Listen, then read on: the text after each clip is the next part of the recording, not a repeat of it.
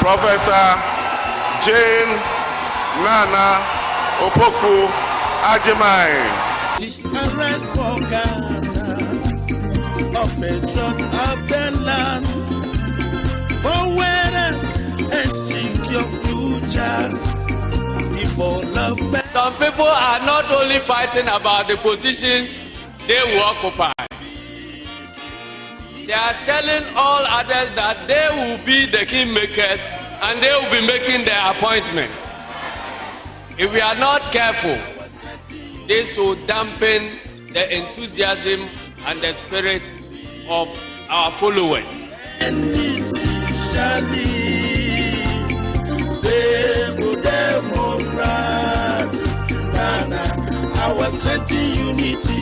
I don't know about you, but the image I get looking at that hole is a trench in utter shock that anyone could believe it was intended as a Thanksgiving gift to the Almighty, invisible, God only wise.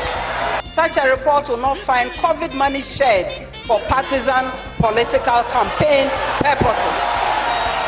I will not, in the advancement of self-serving ambition, declare to the whole world that I was only the driver's mate.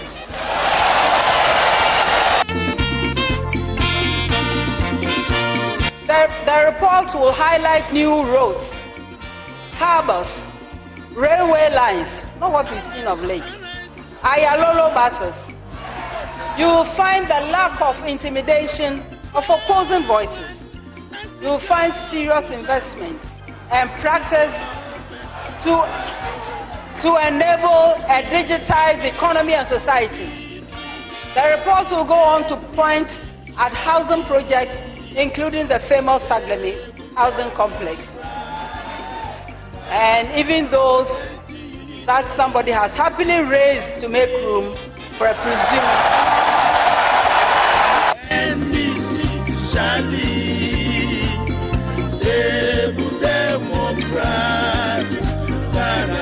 I was sent to unity from vision to vision. The end is shining. She has great insights into human resource management, empowerment, and social development. And under my administration, she will have oversight, among others, of the education sector, the health sector, gender, and social protection.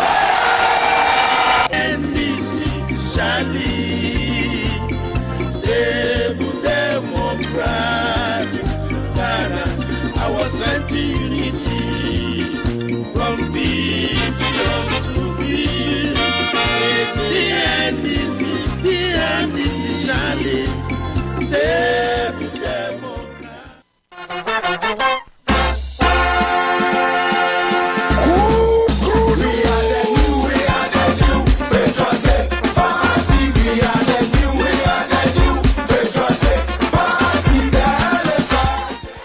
Enti Usha Ejuma Mabeye as vice president. Gentia me person move vote mommy as president.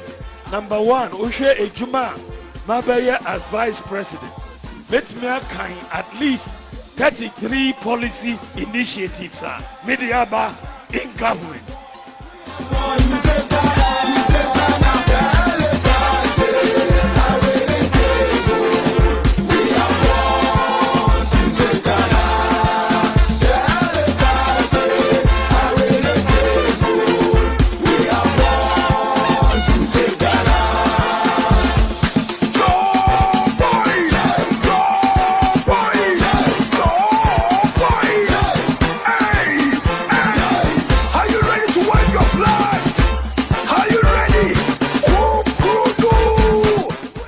Digitalization war and pa. One constituency, one ambulance war. Agenda 111 war. Zongo Development Fund war. Goal for oil policy war. E-pharmacy war. Ghana card war. So many different policies are. yeah, my champion in government. Nina Akosi, Obia Kase, Ushe, Vice President Sauma Bawa Ghana Ha, Unya Vice President Awaya Ejuma, Ase, Dr. Mahamudu Baumia.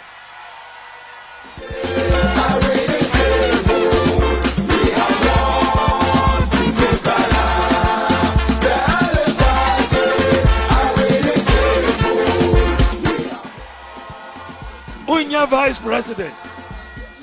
Ubisa John Mahama said, Obedi Vice President, on pointing out one policy. Baku pair or the buyer. Baku, me was 33. On pointing out Bakua, on Timmy, and the score no, a 33-0. Most money locked up from our different companies in all of this. So the impact has been big, huge, negative, and we've been digging ourselves up from that. But very specifically, we wanted to give you a petition, which I will explain it just briefly. And we've also made it as brief as we can. So I want to give you this petition. And this petition, simply, we believe that when you take a look at it, you will understand the reasons why we believe that anyone who will occupy the seat of the presidency should take a look at all of what had happened with the so-called financial sector review and cleanup and so on and so forth. So people say that there was a financial sector cleanup, and they also say that they required people to bring new capital. I would say ask the entire banking system, how many banks brought new money into the system? And you'll find there was very little. Many people restructured their balance sheet and through going about to revalue the positions, came up with additional capital, if you will, but very little new capital. Some that came from outside brought some new capital, but very little capital got on the table, most of which was also taken away by the haircuts from the bonds. So the system is today facing a lot of stress. But our particular specific situation is this. We built a bank from the very beginning, saying that we wanted to be the people's bank, to be everywhere, to serve the ordinary Ghanaian. So from the word go, we said we're going to build at least 300 branches and serve at least 1 million customers. And that we will be in where any major market is in this country and provide services across. So we built not just these 300 branches. In actual fact, we built 305. And we put in the technology network so that no matter where you would be, whether it's in Wedana or Sisala or Pusiga or wherever, that you could access your bank account from anywhere. Or you could also decide that I'm in Avrongo. I want to go to Kumasi or to Makola to buy some supplies, but I don't want to carry cash, so I don't lose it. So you go to the branch. Masu kallo lokaci ya kai mu kawo muku shirinmu na ma'auni kuma shirinku ne domin idan ba ku ciki ba wannan shiri a daidai wannan lokaci rana 19 kuma ranar juma'a ne watan Yuli bature wai July a hausance ana kiran shi yuli ne. A ga wannan dandali dai muna tattaunawa ne a batutuwa na siyasa. Me Mahama ya ce, me Baumi ya ce, me NPP suka faɗa, me NDC suka faɗa, me Electoral Commission ta faɗa. Yau ta shiga gidan majalisa inda ta je ta tattauna da 'yan majalisa ta nuna matakaiya da dama da take ɗauka gabani zabe da za a yi 2024. Ta yi zatuttuka da dama. Shekaran jiya nan mun ga IEA waɗanda dama suke kawo shiri na mu'awara wato debate tsakanin 'yan takara a nan kasar Ghana. Mun ga su kuma sun fito sun nuna cewa kamar suna son su gabatar da debate, presidential debate this for the upcoming elections, of course. Kwanakin bayan nan mun ga kasan Amurka da su kuma ba da dadewa ba cikin watan Nuwamba su kuma za su yi election su. We saw the debate between Joe Biden and Donald Trump. And of course Ghana kuma IEA wanda cikin tarihin siyasa na kasar nan suka saba yin irin abu haka, su kuma sun sanar da cewa kamar za su gabatar da debate inda jam'iyyar siyasa na NDC mun san dama sun ce su ba su amince da wannan mataki ba. Yau ma sun ƙara muryansu, sun ƙara murya kuma a ofishin shi ɗan takara na jam'iyyar John Dramani Mahama. Ita spokesperson na John Dramani Mahama, Joyce Bawa Muhtari, ta fito da wani wasika inda take nuna damuwa daga ofisin, inda suke nuna cewa kamar ta kanya IEA da su dauki wannan mataki ba da shawara da su ba. Mun shiga cikin wannan labari. Mutum da dama wai NDC kenan suna gudun debate, yara ne na away from the debate. NDC kuma suka ce su ba su tsoron debate, ba su tsoron debate. So that is what it is. Of course Electoral Commission, as I said earlier, ita kuma ta shiga gidan majalisa ta je ta yi wasu zatuttuka inda ta nuna cewa kamar ita hukumanta na zabe ba su goyon bayan wani jam'iyyar siyasa. Su nasu ne aiki da aka sa annunsu su yi wanda zai kawo ma demokradiyyar kasar nan inganci. Ta kuma ce laptops ɗaya biyar da suka bace kwanakin bayan nan muka ga jam'iyyar adawa NDC sun fito suna sukar Electoral Commission cewa kamar ya kamace a gano inda waɗannan laptops suke. Ta fito ta clarify ta ce it will not affect the elections. And EC also talked about security inda ta ce idan ya zo wurin sha'anin tsaro Electoral Commission ita ba aikinta ba ne. Sha'anin tsaro yana annun 'yan tsaro ne. Security services, the military, the police, and of course there's a particular task force na security da ake kafawa ko da yaushe idan za a shiga cikin zabe. Wai wannan gwamnati ne da nashi 'yan tsaro suke yi. Shi sa kar wani ya zo yana sukansu idan sha'anin tsaro bai tafi yadda ake bukata ya tafi ba. Ta kuma yi magana kan Richard Anyagba manya-manyan jam'iyyar NPP masu ci ɗaya kenan da aka ce ya je ya kada kuri'a zabe da aka yi 2020 ba sunan shi cikin register na Ketu South, I think Ketu South constituency. Ya je ya kada kuri'a da aka duba cikin register ba sunan shi ciki. Electoral Commission wai tana nan tana bincike a gano ya yi kada kuri'a ba tare da sunan shi cikin register ba. Nyawo Tamaklo yana cikin founding members na New Patriotic Party.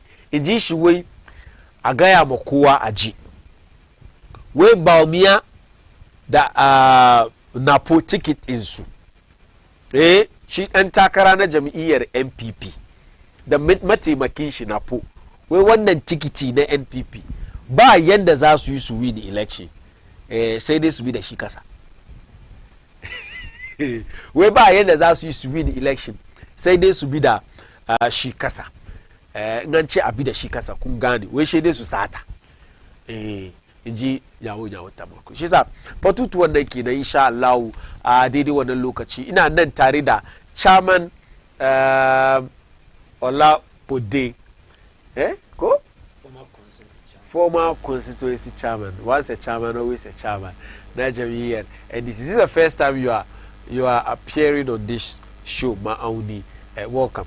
To Kunonkuma Mustafa, the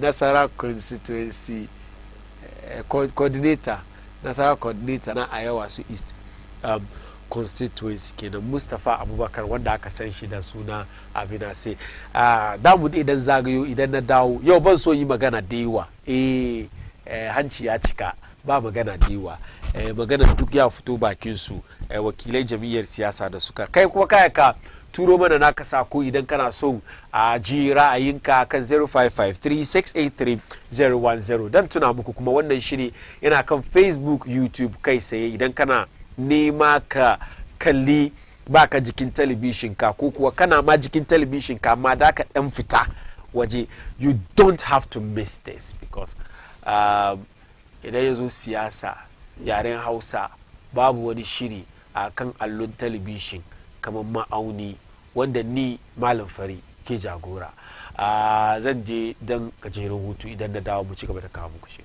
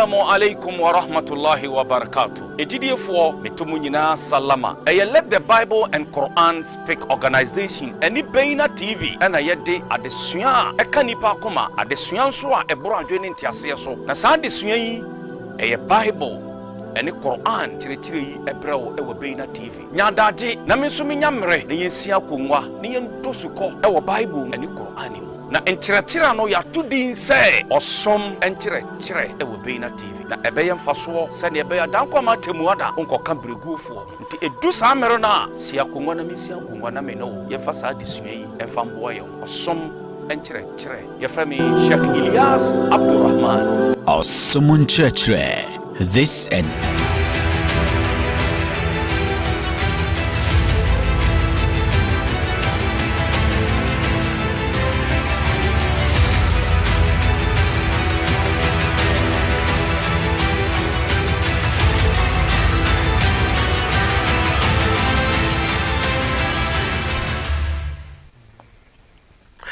Now, even before we delve into discussions, there's this latest democracy risk reports by Afrobarometer wanda yau idan kana sauraron dan amali na jarida da dama kana gani cewa an tattauna kwarai da gaske wanda ke nuna cewa 87% representing 9 in every 10 Ghanaian in Ghana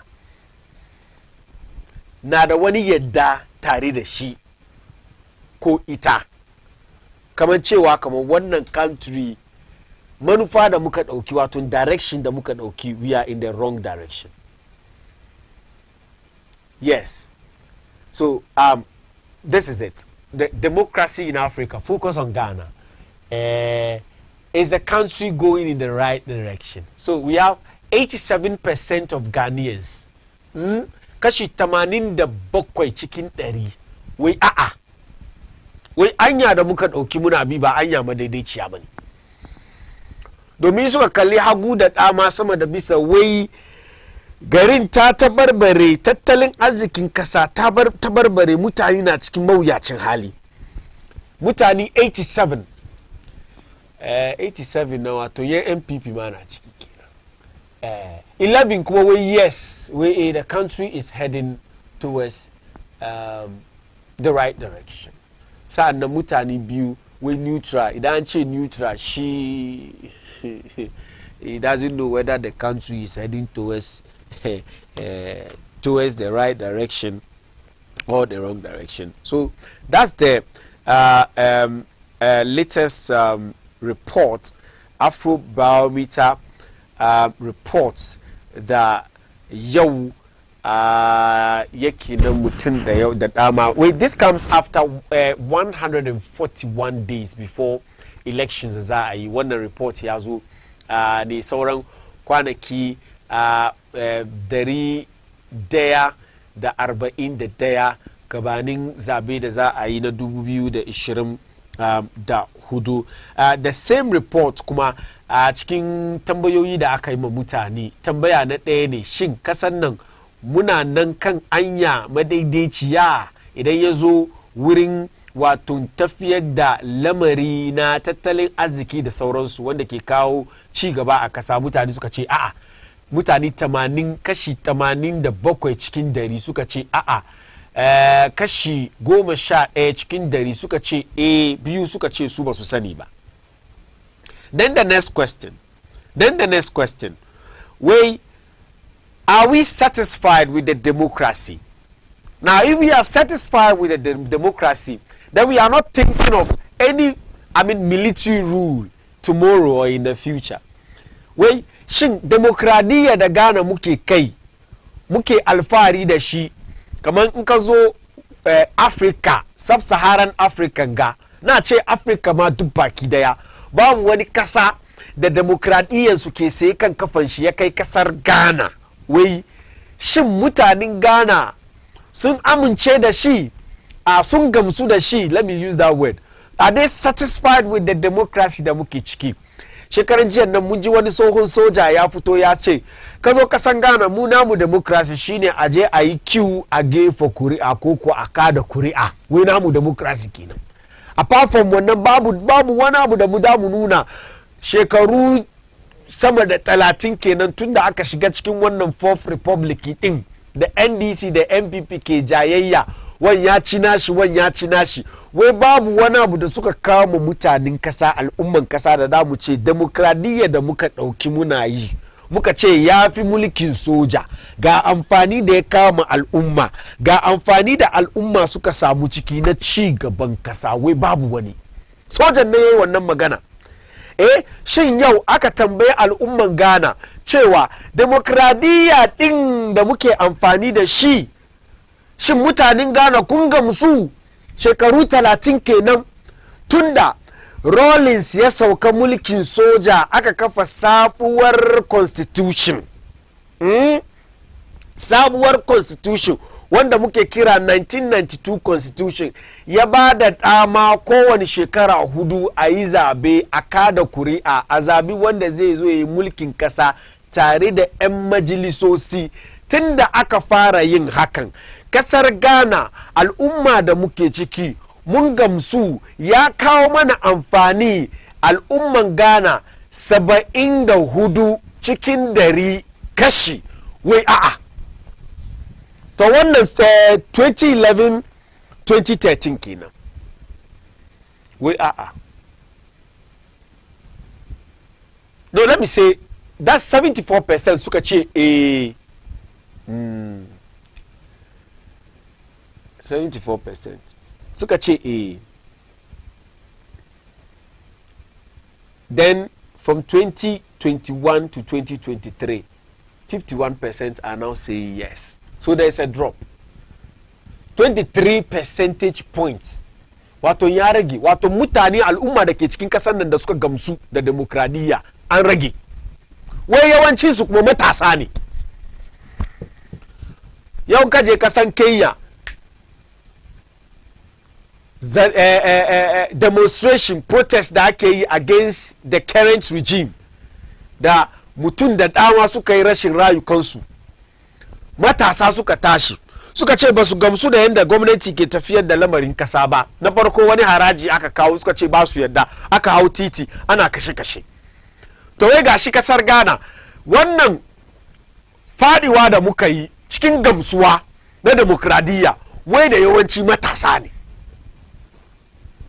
To the next question shine, farkon da muka ce mun reject military rule,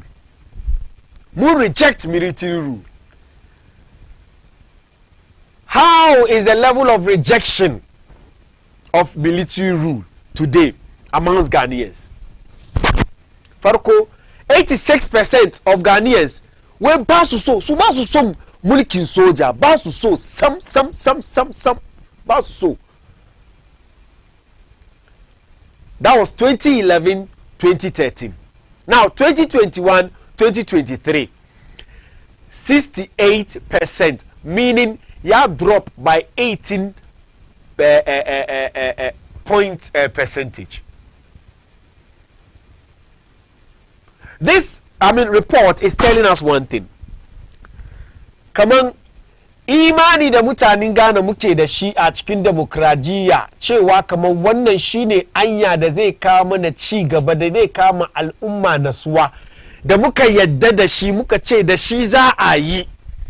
Wai yanzu al'umman Ghana da dama sun soma ko sun fara samun rashin imani ciki, wai ba su gamsu da shi ba. Wai yanzu al'umman Ghana da dama ma sun ce suna neman soji ma ne, soja, mulkin soja ya zo ya yi mulki. Wai domin an sake gwamnati an ba batu NPP kawai ba ne. When we are talking about the 30 year since the Fourth Republic, mulki da aka yi, it's between MPP da NDC. Farkon kai magana shi MPP su ce maka kama NDC sun yi 2 terms, sun samu 1992 to 2000. Mu NDC mu MPP mun samu ne 2000 to 2008. Yanzu MPP kuma sun zo nasu second term cikin sharing nan, sun zo nasu second term ko sharing nan kenan, sun zo nasu second term, sauran watanni ma su kammala 8 years. Shi yasa yanzu MPP na da 16 ko NDC kuma na da nawa 16. Shi yasa abin an raba ne daidai tsakanin MPP da NDC. Ban kara na UP ciki ba, ban kara na PNDC ciki ba. Ina batun over 30 year of democratic rule since 1992. Ga abin da ya haifar. Al'umman Ghana da dama wai sun fi so lokacin Rawlings na lokacin military Rawlings sun fi so wannan. Still we still have 68% of the people thinking that democracy, but this drop is huge. It's huge, especially in the matasa ne. Domin reporting ya ci gaba ya nuna cewa kaman da yawancin waɗanda suka ce yanzu su ba su bukatan demokradiyyan ji Hausan zangon nima, wai vimunsu na demokrasi ya rage, wai matasa ne. Matasan kuma su ne idan ana yin tashin hankali kake ganin su ciki suke gaba ko ba haka ba. matasan kansu ake bi waɗanda ba su son demokradiyyan kan matasan suke bi. Well, we all remember what happened before the overthrow of Nkrumah. We all remember the popular Yasunenshi Rollins, do something before you die. Ba so ho hibani matasa ne ko ba haka ba. Shi yasa abu ne da ya kamaci mu duba. Wannan kawai maganar da nake so yi yau kenan. Shi wannan Afro Barometer rahoto da ya fito na abinda dai suke suna duba democracy risk ne. Wato yazo cikin shi mulki da asanti ke kira kabimamin kabi democracy, abinda zai kawo mai masala ta ababa da zai kawo mai masalan kenan aka nuna mana na Ghana. Once again I'll say sanuku da zuwa.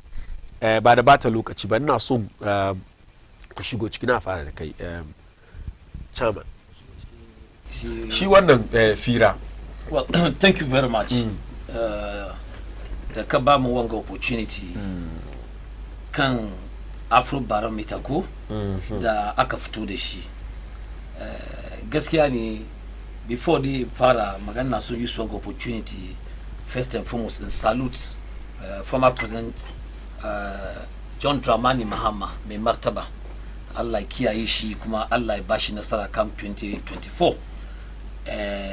Yau ga gaskiya na I'm very sad a bit domin yau ka duba mun comrade Atamos, Professor Atamos the late on the 24th of July this month ya samu 12 years da Allah ya kira shi. So we are still mourning him and still remembering Professor Mills the great, because Professor Mills was a father, was a man of peace, a man of integrity, and Akuma is somebody who wanted to unite the whole country called Ghana. But whatever you do in life, it is God who calls when your time reaches. So yo, I won lectures that are Legon, which was very, very, very, very nice. Many people attended the program, and I hope you were there to listen to the likes of Kwesi Pratt and Professor Jampu, the Sukai Magana, to the extent the other key one time people were even crying because the man Professor Mills wanted to unite this country, but well, when it was time for him to go, it was God who called him. And that is why today most Ghanaians, majority of Ghanaians, are yearning for His Excellency John Dramani Mahama to come and continue the good work he has done and Professor Mills have done for this country. Actually, in 1992, thereabouts, the former president of France, François Mitterrand, made a statement to the effect, Africa cannot practice democracy. I am a socialist as I sit, but I always tell my people, democracy, to a large extent, me, I don't support. I don't support democracy because democracy, even though one other opinion she, I am telling you because I've done student politics, I've read politics and I understand politics. But you know when it comes to democracy, because I remember vividly very well what happened to Dr. Kwame Nkrumah on the 24th of February 1966 when people collided with the CIA to overthrow Dr. Kwame Nkrumah. After the overthrow of Dr. Kwame Nkrumah, every 2-3 years I could in Kasanga until it came to 1979 when a young military officer came up together with Ba Chamfor, Boachijan and others, took over the mantle of this country, and that is where the role is the late. That is going to be the end of truth. That is what I'm saying. I'm giving you history a bit. So after 79, they had over Liman, came back and took over from Liman because the Liman government at that time were fighting among themselves, and that is why Rawlings came back in 1981. So after he came back in 1981 to take up the mantle of this country, he said it categorically that is going to be the end of course in Ghana. So in 1992, Rawlings, together with intelligent people in this country, managed to put up a constitution. And at that time, constitution is what in 1992 now.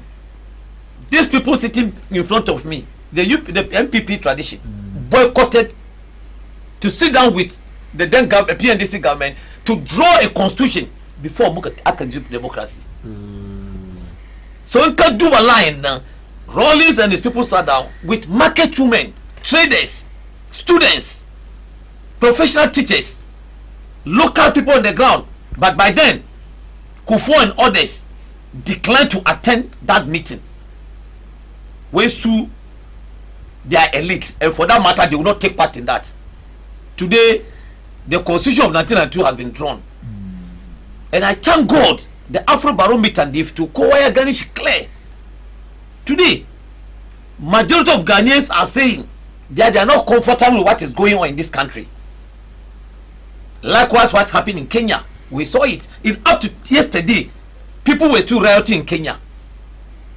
People were still telling the president that, look, despite the fact that you have sacked your ministers, leaving only 3 or 2, you, Ruto, we want you to go, because that was not why you told us when you took over the mantle of Kenya. Is that the way? So the NDC could not vote to Mukuso. So if tomorrow people don't agree with you, no, I am not saying. I am not saying that what they did was I support, because in any case, democracy. If you don't understand, you go to the polls. When you go to the poll and you win, you win.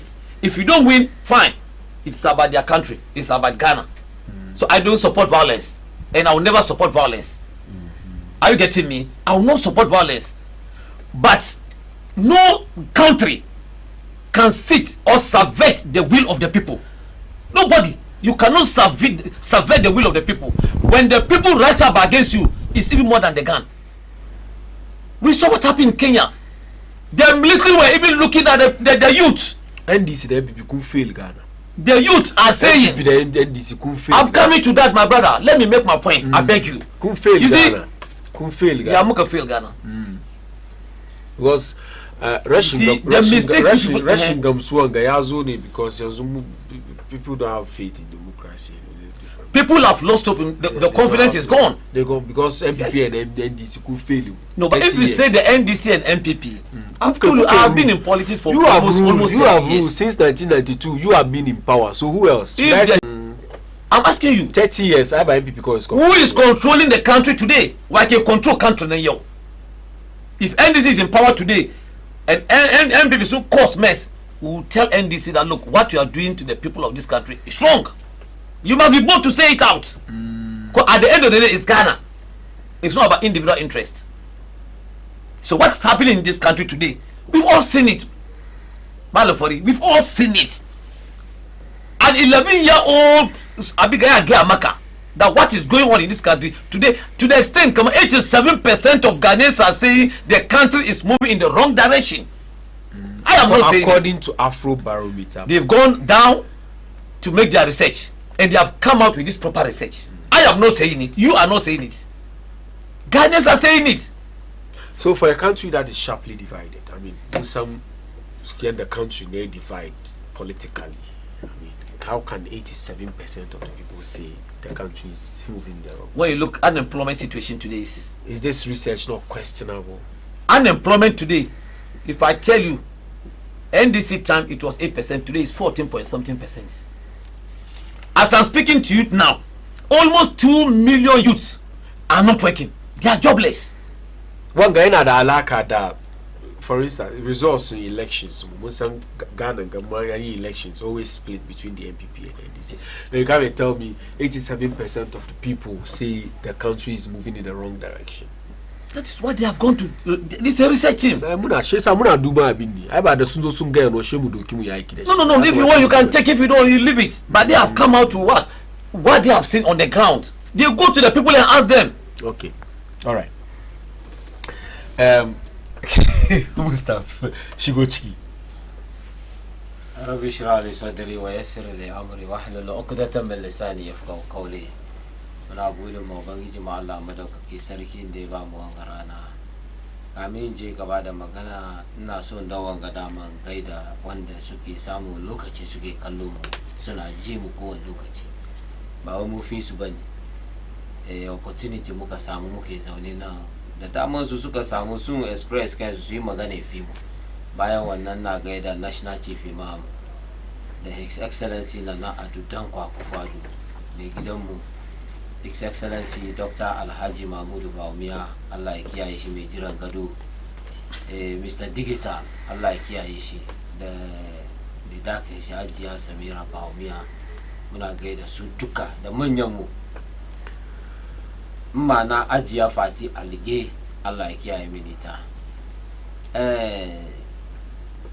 Afro barometer da muke batun su yau, dama suka samu suka shiga cikin kasa suka yi wasu tambaya amma shi mu tambaye kanmu tun lokacin da muke rule garin ga under revolution ko ba haka ba, an yi ku da dama har aka zo aka kai kai late president Rawlings ya zo ya yi ku, shi bai take over from 1979 80 81 ya hand over ya ba Dr. Hilal Liman ya rule kasan ga mun gani lokacin da kasan ta fara tafiya yadda ya kamaci.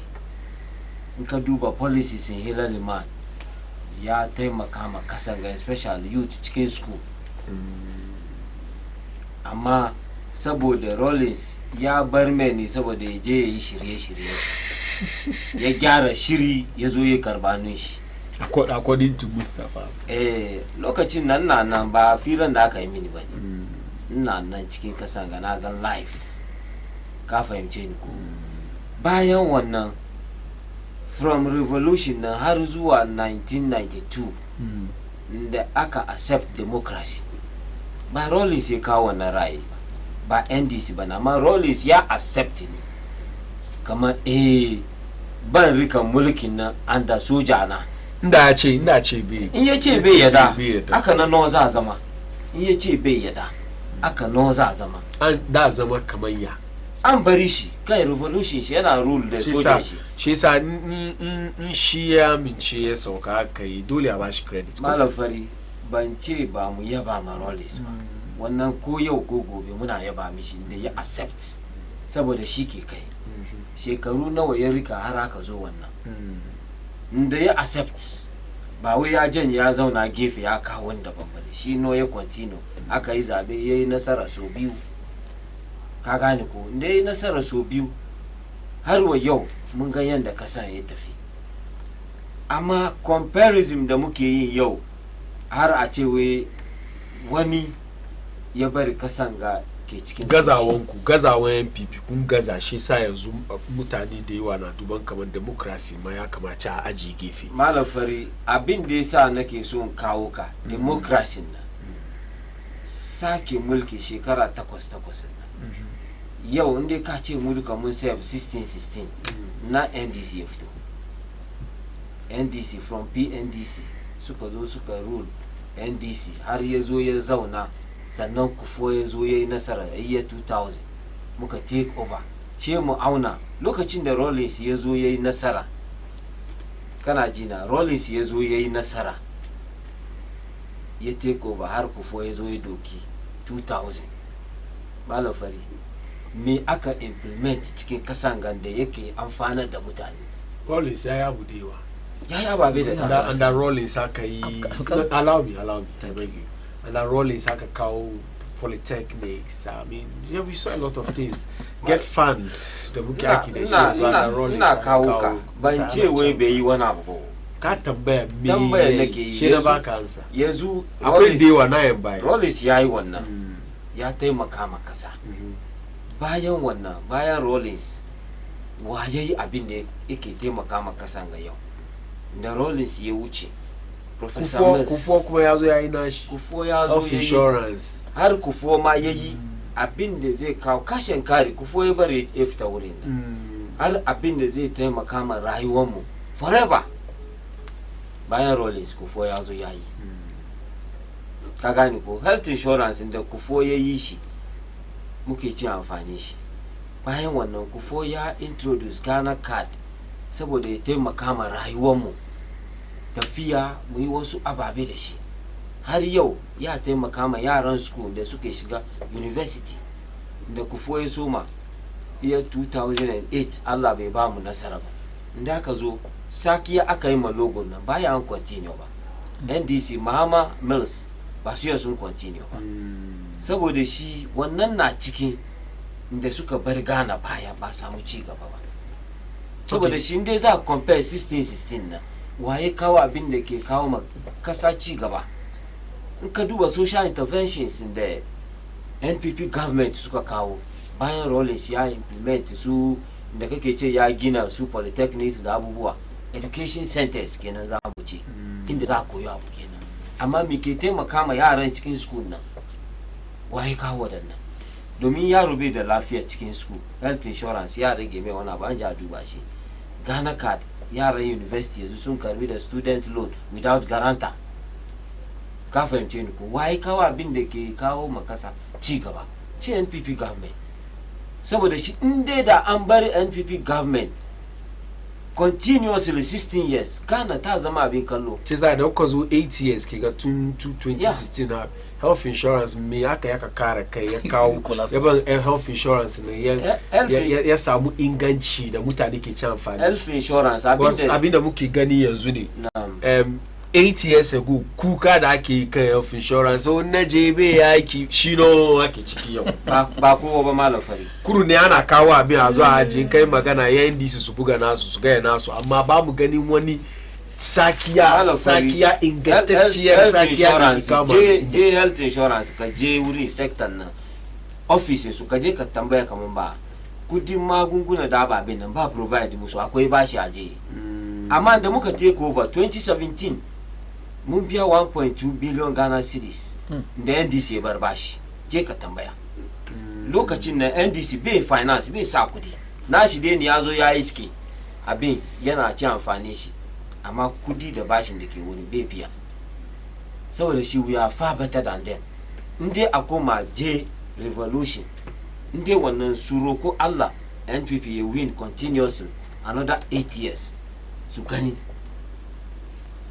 mun kawo ci gaba kwarai cikin kasan ga ka gani ko saboda shi inde za yi wannan comparison a ce an koma revolution better they vote for NPP to continue the ruling ku kuma lokacin kun gani kuma aka ce 87% al'umman Ghana 87% wai kasar na anya da yake bi ba right direction bane lokacin amma ba su kawo shi wai mu muka kawo wannan ba lokacin ku muke ciki inde lokacin ana batun yau ne malam fari yau former president bangare biyu ne ana batun yau da kuma na democracy da aka yadda da muke da shi cikin demokradiyya ya rage ake gwada cewa kamar ya rage ya NDC wai rage wanda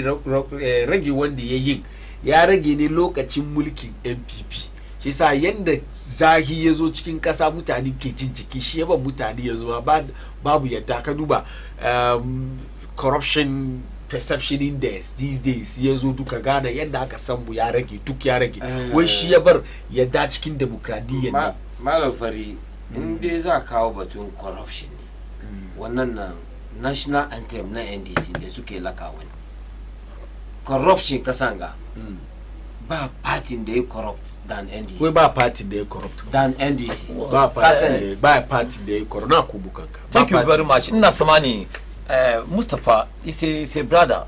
I want him to research to say Zunanga. It's not about coming to sit down and do propaganda. You are talking about health insurance. Health insurance, go back to history.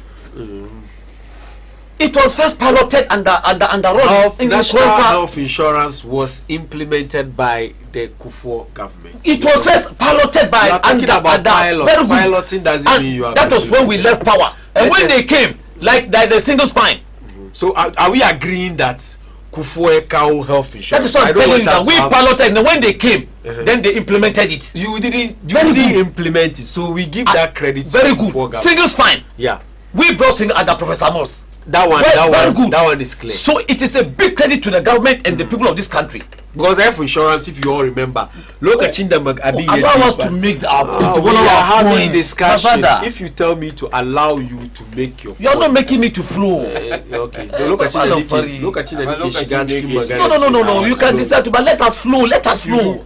if you see, do this, you are telling me I should allow you to say whatever you want to say. Let me tell you. No, this is my Auni here. I'm the Auni.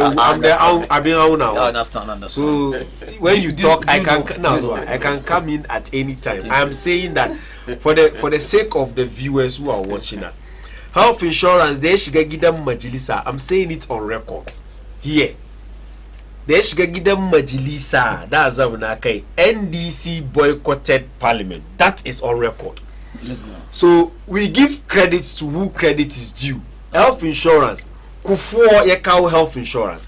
Whether the NDC piloted it or that time the school pilot, there is nothing like health insurance. So I want to ask national health insurance. Let us be sincere to ourselves. Now let's go. Is health insurance working today?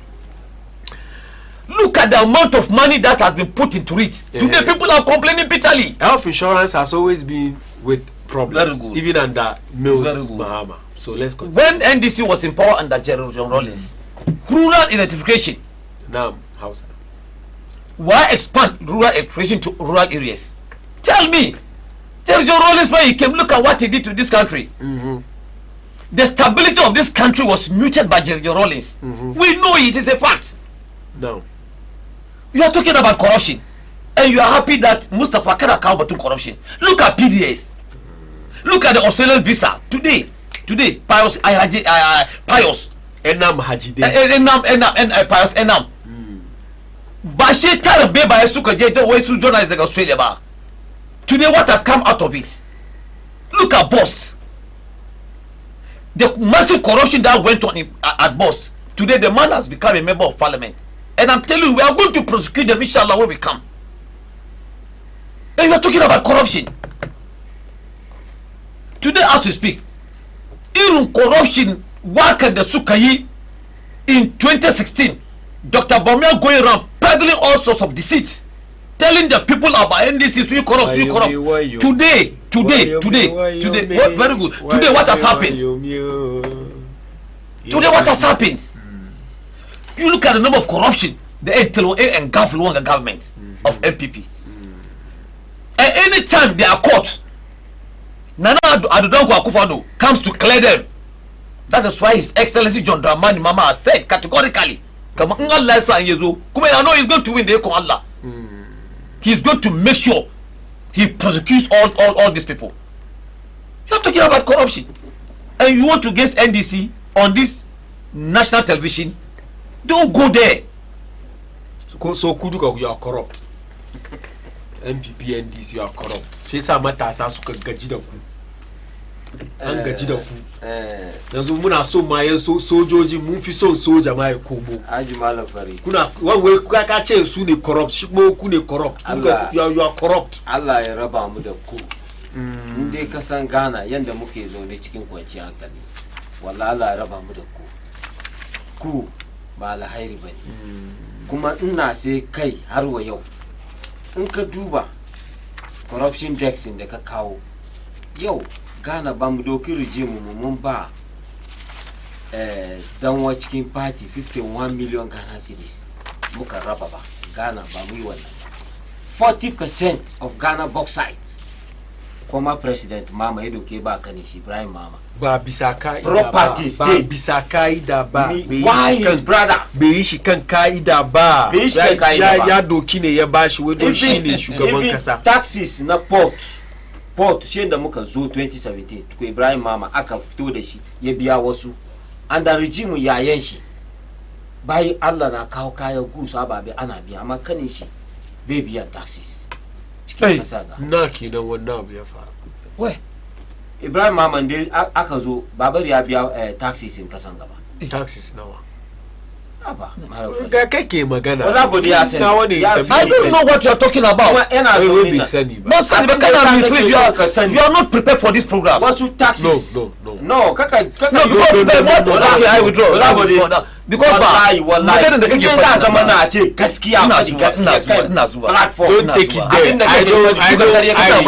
you are talking about Ibrahim Mama baba shi 40% bauxite why did you send it to court later about case court the man is talking freely Sisi Ladapa is here we have Sisi Ladapa Who took all that $400 million under her bed? Agreement. Still at the farm.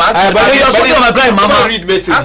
Maskolo Suturo messages. Nipa zamana yi Maskolo It's not propaganda. I am highly of respect. Maskolo. Excuse me, can you get me the come be happy ba? PDS. Australian visa be happy ba?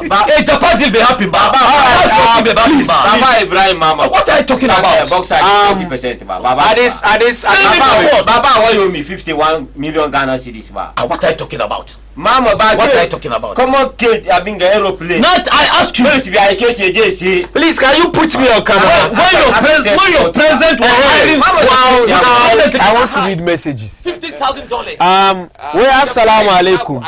I am sorry for Nyawutama close comments at his old age. I know he isn't God.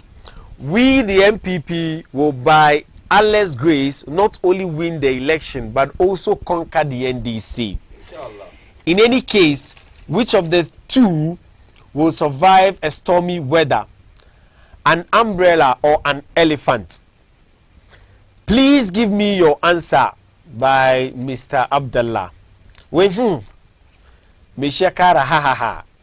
When General Nana said NDC will build a harbor and make the digitalization better. Shemi share Daria. We hashtag stealers. I don't know who are those stealers. One way Sunesh West Prince. West Salamu alaikum Malam Ferry. What is going on in Kenya is exactly what is happening here in Ghana. We thank Allah we maintain the peace of Ghana. The MPP must go. My name is Abubakar from Kaswa, Newtown. Well, assalamu alaikum. Thanks to Chairman Olabode for the good work he's doing for Great Party NDC. This is Baba Yaya. Well, good evening, Mr. Osman and Ferry. Ask Dr. Mahmoud Baumia. We, the NAPCO trainees, I understand the NAPCO trainees went on a demonstration yesterday and the finance minister is telling them to go to the presidency because he's not, no. We, the NAPCO trainees, when are we going to get our money? 2024 is just around the corner. Ghanaians are already, have already made their minds. Malam Ferry, MPP's achievements are always in their books, but isn't visible. My regards to Chairman Olapode Williams, aka Chairman 1, Aziz from Nima, Anani branch. Anani branch, okay. Please ask the NDC man if he is given a position as a president, what will he do? I'll do better than Akufo-Addo. Where are you better than Akufo-Addo? Wait, please, you see NDC reps are 2... With the percentage increase in dollar when Kufuor left, okay, so now we are talking about percentage increase. Politicians, when they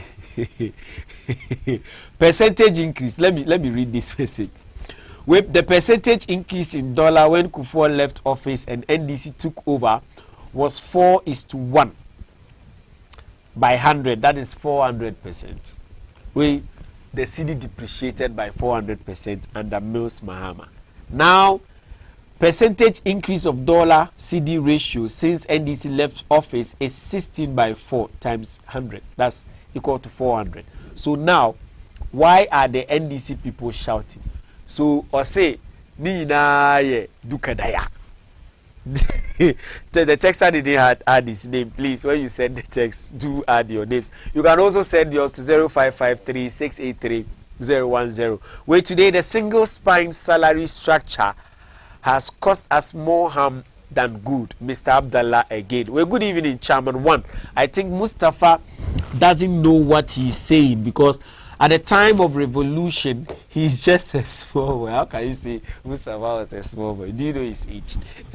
Well, please, next time bring no, I will read this. I will read this. I will read this. You can't see this thing here.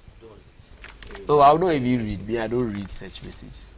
Mr. Host, NDC has no low cost to even talk about Ghana's development. They have stayed in power for 32 years. Where did you get that? Another fallacy. Naka Samu and the number. Can you imagine this? I'm sorry, thanks.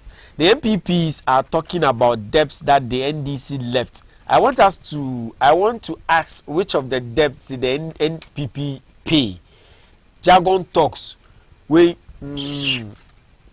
You also said we should vote for you again to continue what? Apu. Greetings, Malam Fari. People at PBC having been paid for over 10 months. Salaries haven't been increased either. Yet government has overpaid the school feeding program according to the Auditor General. My problem with the government is they are failing to admit things are going wrong. I have a problem with the Auditor General and his reports. Kulu Auditor General have to do a report to buy to look at your mama. Nothing. Who take? Karakashin domle buka ga kafara say charge mutani. Absolutely nothing. We're playing blind to high cost of food, transportation, electricity, and fuel. As for the exchange rate, don't talk about it. They are failing to address the main issues, but rather are busy explaining why we should give them another chance. Greetings to my big bro, Ola Wanyaftori Marvelous Zaki.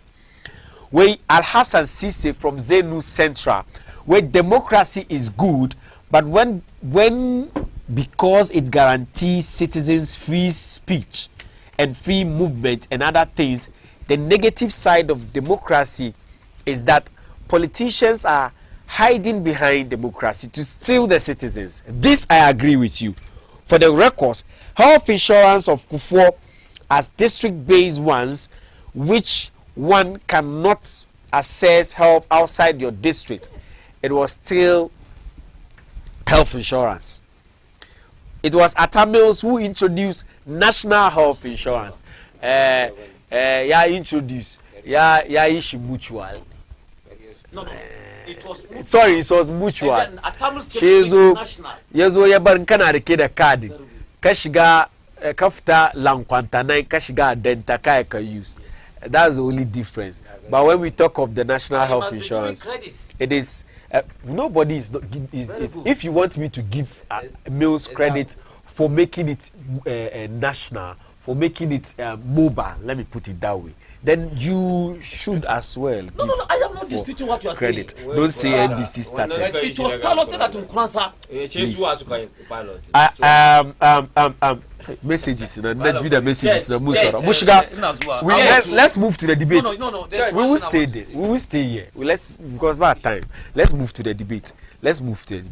Now the IEA na muka suka saba kawo debate tsakanin yan takara na jami'iyyar siyasa. NDC sun fito sun ce nan gaba sun sanar da rana da za yi debate. NDC tun last week muka ji MPs, so ministers, now NDC so they don't believe in the debate. Then today, from the office of the flag bearer himself, then Takarana Jamiya NDC, through Joyce Bawa Muktari, Sunka Wani Wasika Chiwa. They are not for it, because already John Dramani Mahama the Mati Makiyansa Mesuna Jinana Pukwajiman. They are already on various platforms and they're answering questions from Ghanaians. They cited Facebook, Instagram, and so on and so forth. In the Suki Ganichiwa, which Mutunchini, during IEA. Ache za kui iran abu haka ba ku konkosa ma NDC kun tambaye su ko kun yi ko ba ku yi ba, gaba dai she ku fito da shi cikin bainan jama'a ku ce za ku yi abu haka ba da shawara da su ba. Suka ce idan suka kalli abin ma suna ganin cewa kaman MPP kuke bayan su, kuke son ku tura su zo wai don kun san kun gaza. Mustapha haka ne. Assalamu alaikum wa rahmatullahi wa barakatuh. Wa alaikum salam. Haji Malam Fari, wallahi yau na mamaki kamar yau NDC da John Dramani Mahama suke gudu debate. Me yasa nake fadi haka? yau in ka duba tambaya da dama ai John Dramani Mahama cikin maganganu da dama in ka duba ma kan batun economy man da ake yi je kasan waje aka yi mai tambaya abin da yake fari kasan waje kan batun economy yana gwada yaya magana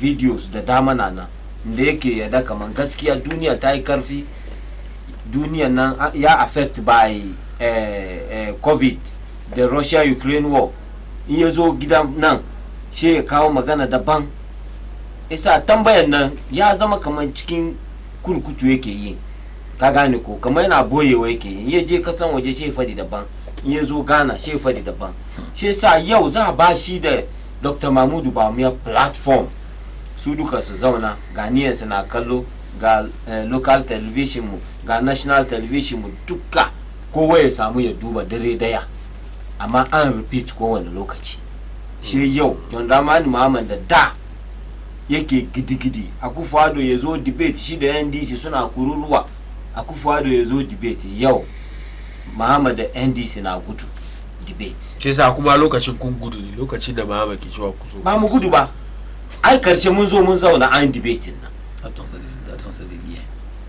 ai debate ka gane ko to yau me Mahama ke boyewa yake gudu bai so ya accept ai debate a yanzu bayani suke nema ko da shawara bayanin na inde abin da yayi shekaran jiya yana tunani kaman aka yau Dr. Mahmudu Bawumia da Nanado ke yi ba haka muke ba saboda ruling Mahama is almost kaman revolution ya taushe hakkin mutane wa Mahama ya taushe hakkin lokacin da mutum zai yi abu yau ka duba 2012 verdict ma kawai ma Mahama ya taushe hakkin mutane how is that 2020 da 2016 2012 da 2020 Supreme Court abinda ka gan duka daya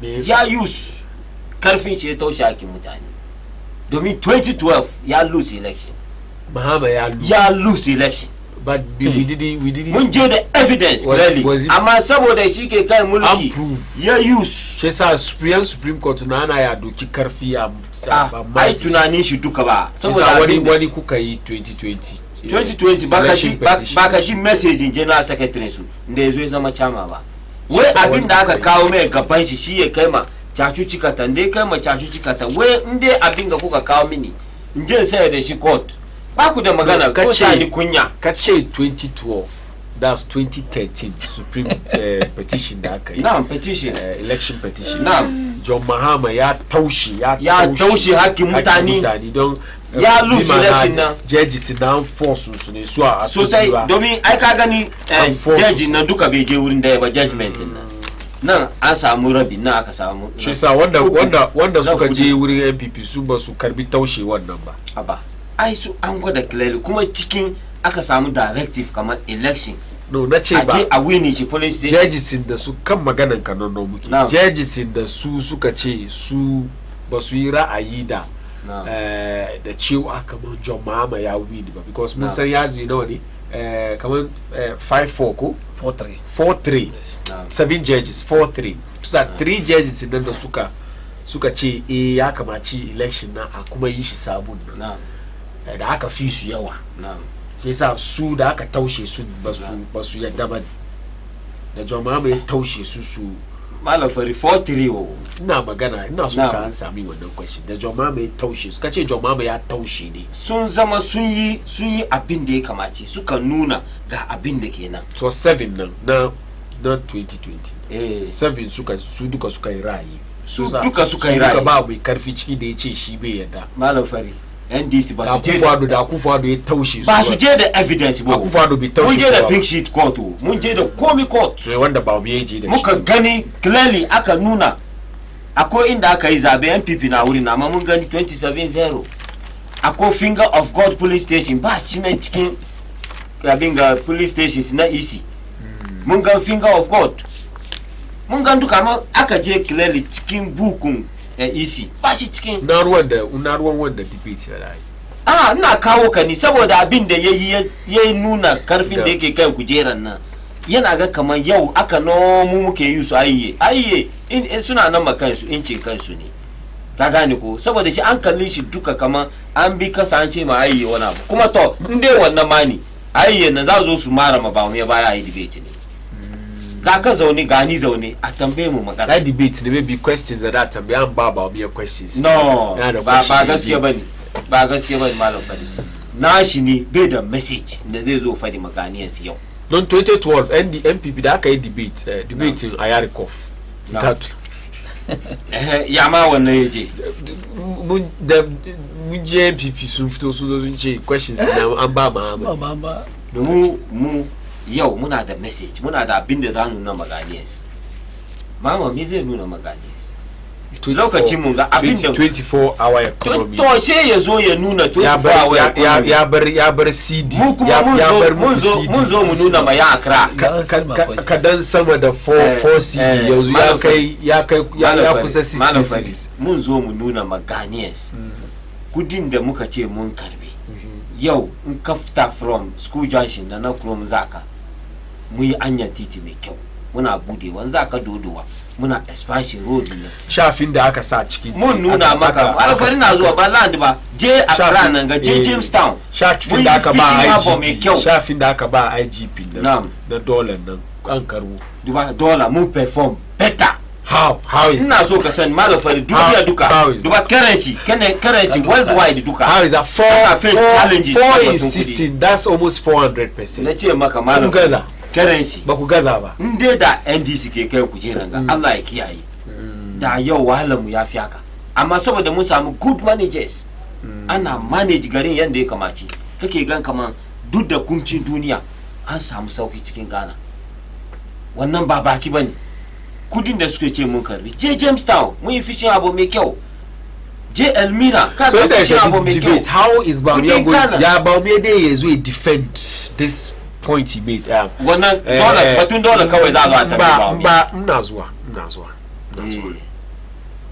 when the fundamental is weak the exchange rate will expose you how is he going to defend this exchange rate be expose Bawumia bo you pose by this question ya amsa ma yadda ya kamata ya nuna maka ai ba ni zan zauna nan an same ba amma Bawumia na da message da zai ba Ghanaians abin da yayi makasan Ghana yau yake taimaka ma mutanen Ghana ya nuna ma Ghanaians yasa an dai shi mana da shi ya zo ya accept ka zauna yana so ma ba mu zo da su koina su zo kan bayanan TV ga mun nemi malafar kuma ka accept su zo su zauna a tambaye su ka fahimce ni ko saboda shi Bawumia yana da abin da zai faɗi ma mutanen Ghana lokacin shi inda yake kuwa a zo debate ayi kaza me yake da shi zai faɗi ma mutanen Ghana Bawumia yana da message saboda shi mu muna bayan shi har yau har gobe amma ba mutane shi za su bi bayan su boye su ce su ba su yada ba su kaza ba a wannan dai bai da magana. Thank you. Wai assalamu ana farida ga abu wai please Malam Fari allow Olabode to flow. This is Yaya. Where the MPP must go Tom Kalabuli. I won't add. We well down to Mustafa. MPP is far better than the NDC by Ibrahim Odo. I don't know whether it is Odo or Odo. Well, assalamu alaikum. Tell Bawumia to take the dollar back to 4 cedi. Then we can vote for him. I'm Zuleya. We Malam Fari. Stop being biased. Be bold and say it as it is. We all know Nana is a clearing agent in this country. My regards to lawyer Baba Jamal Esquire and Chairman Olabode Williams Aziz Hammer Tikam from Nima. When he bias nay. Bankari bana wakatay. Well, good evening, Malam Fari. I'm Tasala from Kaswa. Please, Mustafa, tell him to speak with facts. Not just mere talking. My greetings to Olabode. Assalamu alaikum, Malam Fari. I'm Na Awula from Z Lane. What is he talking about? In NHIS? We Allah NPP Basuda. I don't know. Your house is not clear. Wait, NHIS is not even giving paracetamol in the hospital. What is the MPP guy saying? Well, good evening, Malam Ferry. I'm Tasalla from Kaswa. Please tell Mustafa I've read this message. Well, on the Mahama and Ibrahim Mahama issues, look, we all know how corrupt they were. Today, John Mahama is the richest man in Ghana. Hey, where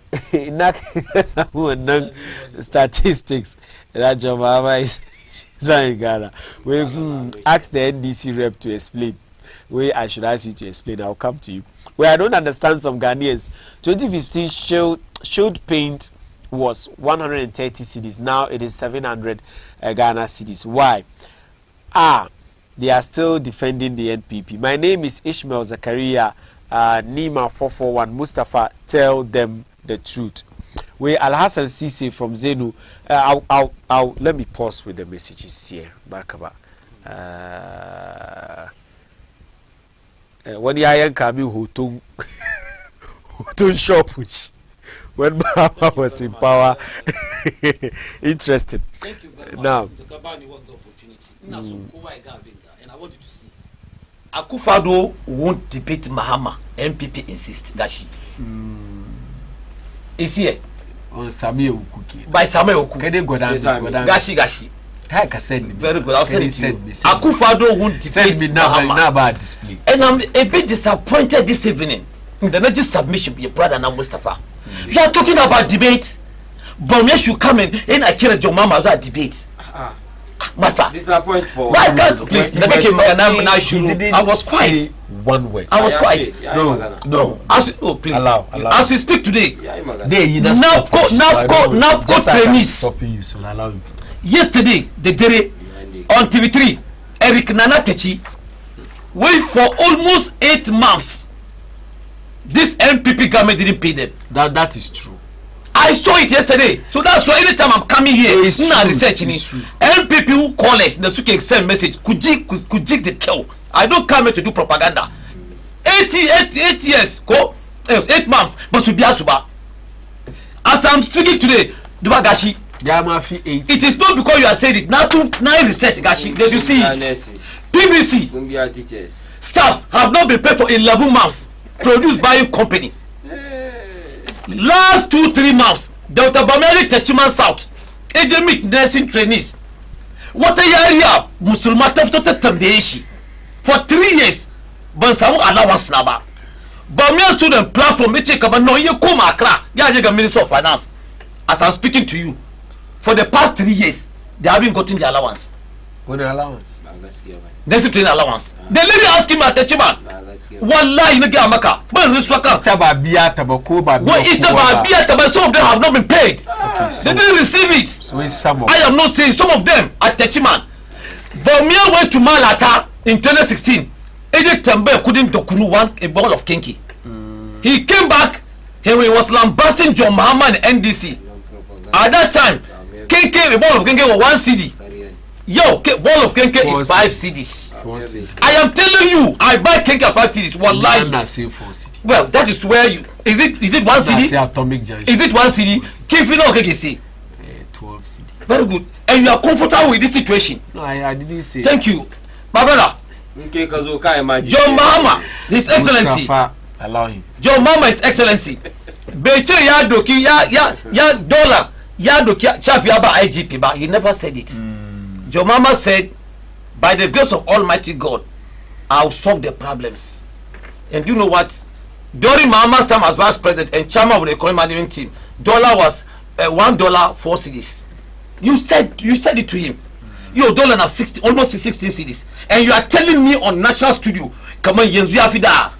How good was it? Kuzo Kundo Keshi a little over 1 CD. Very good. Keshi 4 CD. No matter how we took it 30 from. pesos, Very good. 40 pesos. Look, that's the same as now. If you are talking about percentage, do we need percentage in this country? But that's I can calculate. When the calculation go back katashi je kete zaka say dokunu kete percentage.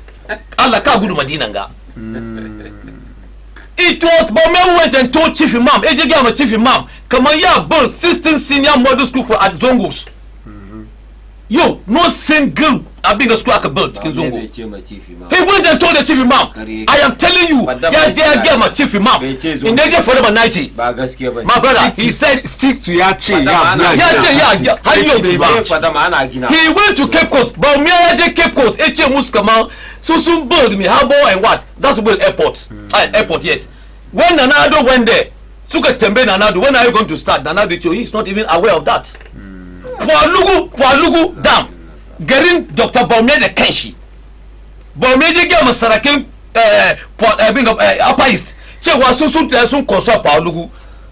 Forgetting that they haven't even done any cold block that was Ajurimba. The people questioned him. Then he told them that they are now coming to do it. He went to Yendi. Was there Dina Musu? There Basu, there Musumi, airstrip. He went and they asked him. And he was running away from that. And you want to compare?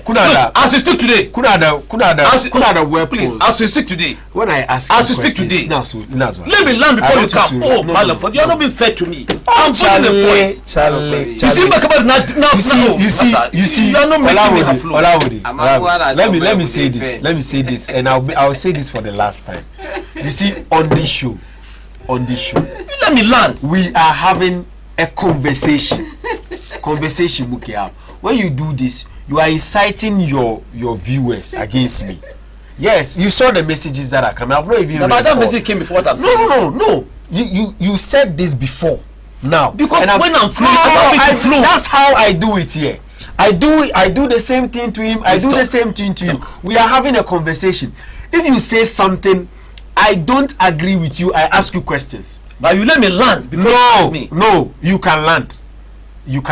Allowing you to land is all about giving you time, and I give the time. Okay, talk. So then back at time. So yours is not chiki, not to make a question. Check an answer. You understand my point? Don't say that I am not allowed. I'm not being fair to you. When I have allowed you to talk, I'm just asking one question. So let's move on. Can I continue? I shall protect the public purse. I am too old to steal your money. Yet is Sikasu Ensu Ekomdie. I can devour Ghana without borrowing. Today, so, I want us to see what I wanted to do is that listen, I've been the so all of these things you are saying. Na alaka the botun debate in the muki. That is what I'm saying. Come on, so as we speak today. Mama hasn't got time to debate. In any case, naked opposition. Government in power, naked opposition those debates. Where have you ever seen it? If really we are politicians, serious politicians, government of the day calling opposition to come and debate him, where have you ever seen this? Oh yes, historically, where have you ever seen somebody in government cannot control, can't bat economy, everything is in shambles, Ghanaians businesses are collapsing. But Mahama called Akufo-Addo for a debate when he was in power, 2016. You say when who was in power? But Mahama. Yakowa. Chema Akufo-Addo Shima is debate, just like Baumia is calling. He's calling for who? Yeah. Go and do the research. You just showed me a picture of Samir. Go and do your research well. I'm coming. You just showed me a picture. Kanuna mean who told you Zoom like a news story. Na Samir Ukude Kichiwa kama basu in debate. Akufo-Addo be in debate. That was when Mama. When look at Chishewa ke kira Akufo-Addo is debate. That was in 2016. That's what I'm talking about. Who was in power in 2016? 2016 John Dramani Mahama. 2016 2016 that election now. John Mahama was. I'm saying that during that election now, John Mahama was in what? Was in power. Was in power 2016. No, just like so I'm talking about I'm talking about 2021. No, I'm talking about 2021. This is not 2020. This is 2020. So I'm also telling you 2016, this same conversation we are having. But Mahama never proposed that they should come and debate when he was what? In power. Yes. Go and make your research. It was in 2020. When Mahama was in position, because NPP was in power in 2012, Mahama be killed. Are you debate ba? Mahama never called. Go and make your research. In the can make research if it is true. No, go continue. Yes, that's what I'm telling you. Now, today, you have never seen in this world where somebody is in power. She cannot kill and John Mahama. Where is it debate? Secondly, Baumia should be ashamed of himself. No. Dr. Baumia, if I were him, I wouldn't even contest coming Dr. Yaotama Kulefadi. How? From where? With what policies? With what policies? You told us many stories in 2016, 2020. Muzoba Gabiru Wana Abuwa. Businesses are collapsing under your regime. The market women are crying. But when teachers are crying, or you come and work and nani. In the end, are teachers not struggling today? Are they not crying? Are doctors not crying? So what is he talking about? Your mama is an honest person. Your mama knows how to govern. That is why your mama told them, if you are not on that seat, you wouldn't know what is happening in 2016. Today you have come, you have lied into government, and you are mesmerizing everything. And you want to come back as what? In any case, Dr. Bameba, she made money. So if you told us that you were a mate, and then you are telling us that somebody who has been a best driver before, they came with destination, and you want to come and what? Debate your master. It has never happened. So that is what we are saying. The way a man IAA confront NDC, it was wrong. Because they were not informed. You know about it, that Joyce Bao Tazo's statement. Go back about. Yeah. What did she say? They didn't show respect to NDC, and that is not how we invite somebody, even if at all the person wants to come and debate. We don't do that. You honorably write a letter to them to inform them. You respect the office of His Excellency John Dramani Mahama because he's not a small person. You never did that. Compare John Mahama and Dr. Bamia. Compare the two and see who can rescue this country. Because under your watch as vice president and chairman of the economic management team, you collapse the economy. Today inflation is about 23%. Inflation under John Mahama was 15%. You borrowed more than any government in this country. Logo Chidam Kurma to Mahama, bashing that KB Mugana was 120 billion. Today is 568 billion. What have you done with the money? Missing any major project in the way Kasanga. Ghana Gas company. First, me when I on my show, when I say things, I'm young. I'm very young when it comes to Ghanaian politics, but so far I've been politics. John Dramani Mahama challenged Akufo-Addo for a debate in 2016, and I'm quoting exactly what Mahama said.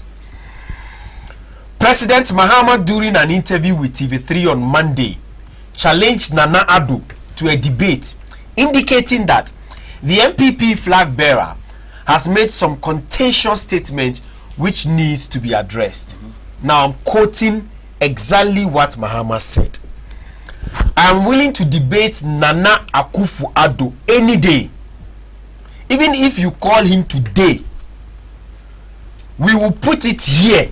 I don't have a problem with debating Nanado. Indeed, Nanado, has made a lot of contentious statements, and I would have wished that you had him here so we debate on those issues. President Mahama said. Now, this publication is 15 March 2016, Peace FM Online. And the one I also have. So now are we settled on this? No. Because I also have one here. The point in the nation is so make point in the nation is so make neighbor. Anytime Machina in power, because of Machina that access to information, then it have been that government KE, they are always on top of the issue. Now when you go back to 2012, even debate in the archive before MPP so that was also debate when they were in opposition. Akweja kai magana na yenzungana. So MPP didn't want to be part of the debate. Later on Suka agree. Akufo-Addo, we all saw what happened in even after that. Maganganu the MPP schools Mahama was able to answer the questions that have been given, because that carry a score. It's like Mahama yasamu score ya fi Akufo-Addo at that time. So can say amba Mahama questions. So the point is that let's agree here. Come on, John Dramani Mahama, when he was in power in 2016, did actually call for a debate between him and Akufo-Addo. But how was that it point done? has been made? Yeah. How was it done?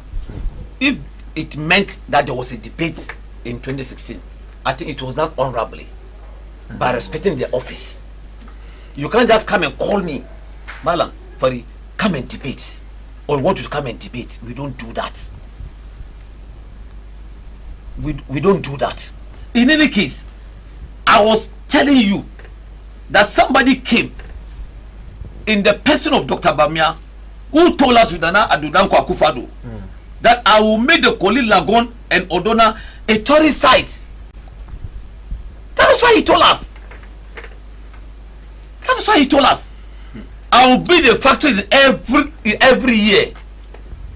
He made it categorical. Kowaya Jishi. I will make Accra the cleanest city in the whole of Africa.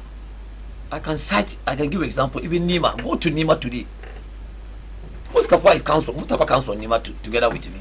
Go to Nima. I will build 111 district hospitals in 18 months. You are left with 4 months to leave power. We shall never go to IMF for a bailout. Today, are you not? When even this issue of IMF is John Kuma the late, we will never go to IMF. Dr. Bamia, we will never go to IMF. These IMF officials are school children. Why should we go and sit before them? Today, you are with them, struggling with even $3 billion. E-level came. Dr. Bamia take credit for E-level. You on the Mutali came, but to E-level, he's running away for E-level. He should stay there. He was the chairman of the economic management team. When Nanalo told us he is coming to rescue the nation with the economy. Today the economy is flat. The economy is collapsed. The economy is in shambles. And so why does he want to come in? He should go to Malata and tell the traders. Or debate with the traders and not His Excellency John Dramani Mahama. John Mahama is far ahead of him. John Mahama is far ahead of him, Mustafa. Hello, Fari. Now. Na gode kwarai. Debate ya kawo ga jayayya duka. Kuma debate da ake kira wannan da inda general ke shiga. Yau in ka duba magana kururuwan da ke tafiya cikin kasan ga yau. Shi yau general ya zaune ya ce Muhammad is far better than Dr. Bawumia. Ko kana so is far better. Bawumia mutuncin shi da kokarin da ya yi ma kasan Ghana ga as vice president. Je cikin record vice president kasan ga duka tun lokacin da aka fara zabe. Ka gani wani vice president ya taka rawan gani ya kai Dr. Mahmudu Bawumia. Shi sa yana da abin da ya take kuma in Allah ya da he's taking over as president 7th January 2025 in Allah ya da an so ya shi. Me yasa nake fada haka? Kowa ya ga kokarin da Dr. Mahmudu Bawumia yayi makasan Ghana ga. Especially mu cikin zangonnin mu Dr. Mahmudu Bawumia yau general na zo ne yana great magana kamar Dr. Mahmudu Bawumia ya je wurin nurses an ce yariya wai 3 years ke gaba biya ta ba. Subhanallah, 3 years kuma nursing training allowance na lokacin nan 2 years yaran nan ke complain a gyara biyan su. Bawumia bai cancel ba. Mama ya biya, Mama ya cancel nursing training allowance, teachers training allowance, Mama ya cancel. Bai tausaya musu ba, bai ba su. Kuma lokacin nan da muke kuwa lokaci Mama na kwashe kudi kasan Ghana yana harkan shi da shi. Wai za a yi sada, wai za a yi jida, wai za a yi asofoton da wasu ababe duka. Kudin nan duka is in pocket of John Dramani Mahama. Yau shi yake finance da NDC. Nursing training allowance nan ba gaskiya bane yayi ba ku biyan su. An yi musu alkawali kuma an biya su nursing training allowance. An kara kudin te lokacin da suke ina zuwa lokacin da suke bukatan kudin nan na accept biyan nan na delay ina yake wata me when I'm talking about nurses, you know the reason I know na accept ban ce you don't pay them it's better than su gaji su har su kare ma nursing training to dan a fara biyan su. I'm telling you this, I know for a fact. Amma malam Fari inde me shi ya kare ma an biya shi kudin shi da a cancel ba shi sa. To abin ai ka kawo ne ka taimaka musu. Ana taimaka musu. Mu ba mu cancel ba. Yanzu kuma kare yanzu yana bin ka bashi. Ai goma ka bashi. It's better than ba bayar. Malam Fari. It's better than a cancel. Sai sa nursing training allowance da ka bashi ya je karbi rance ko. ya je karbi rance a karbi shi interest kunnan ka later ka bashi duba malafari even cikin last week inga government ya release kudin da za ba ka duba another school of thought na cewa idea mahama idea mahama na cancellation kudi da doki ana basu a doki wannan kudi a sa cikin school nursing nan da kanshi a bude a inganta school yayi karfi yaso ayi ana daukan mutane dalibai da yawa yaso ayi mai suka fito su samu aiki su yi da a hana yawanci da suke son daman su shiga ciki a hana su shiga a ba dan kadan su shiga kuma ana kudi da aka ce ma da ba su ma ya kai shekara me shi ya kare ma nursing training still kudi da na ba dan kadan ke shiga nursing training school ba da dama suna shiga mun gan yara special ma yanzu aka kan gani yaran mu cikin zangonnin mu da suka shiga yau shi da ku post yana da yawa insha Allah mun post su very soon how are you wasu sun carry school 3 years they are in the house you people accuse the former government kaman kunzo kun iske backlog of nursing trainees da suka carry school kuka yanzu aka gan kuka fita mulki kuma kun bar wani kun bar shekara uku mun doki su dukan Allah ya da when yau shi baka sai kamar mu no za mu continue 7 January ba 2025 malofari ina ga mani with facts ina ga mani with the fact is that kuma da iko Allah we are winning that's not a fact you are just malofari Ghanaians Ghanaians da suke kallo mun ga duka suna kallo mu suna auna maganar mu they have been dead su taba bin wuri ai ba su taba bin wurin ba general yana kururuwa yau are doko yana compare cikin nima bai ji kunya nima how long kuka rika abin ga sitting nima yau inda zaka accuse government mi MP kuke yi mi je yin lobby ayawa so east shi ya fi ayawa so north je cikin ka gani saboda mi pressure da MP suke ba MC mamu biya ko ci gaba da nima. All right, but yau baka ka doki nima kana compare kaman yau mu je mu duba nima yayi kaza. When was the last time the MP yazo ya fito yace we no ya kamace ai kaza mu kanana no ke fama kullum. Okay. Saboda shi mun kawo development ma cikin nima ya fi su da suke rika da city nan shekara. So we have to come in the Robert. This is the time. Daga ke magana na zo ne no. Kai magana more than 20 minutes na zo ne. Isa kaka bari jiki kai ma zafi. Kaka bari jiki kai ma zafi. Yo, he's not saying anything. Ni ba ce komi. Mr. Host, NDC has wasted our time. A Ghanaian's time. Never again NDC. A boss 441. Now read messages in viewers. Where things are really hard for the construction people because they are not paying us. I think MPP are please, I'm Thomas from Kaswa. Please, what the MPP are doing to help? What are they doing to help we the citizens? I don't understand your message, but it says things are really hard for the construction people. I think it's the same person who sent the message again. Wait, brother, I'm Honorable Auni. Please tell the MPP man JDM will not debate If MPP won't debate, they should fix the dollar. Well, please, MPP's breaking the 8 is not based on what they have done, but it's based on Jane Mensah and the national security. My name is Baba. Assalamu alaikum. Good evening, Malam Farimi. Allah guide and protect you. My name is Ramatu Ali. I'm from Kanda. Tell the MPP guy he should stop Kwekua Nancy story. As at now, Nima to Gata is 2 CDs, 50 pesos. We are tired of them. Now, please, I don't want you to be responding to our, because Kagani magana da kake ga wanga to the texter. Ishi ya rubuta na banga ya wakachi. She said, please, I don't want you to be using such words at my viewers. Now, this is the state I'm in now. Okay, me share turo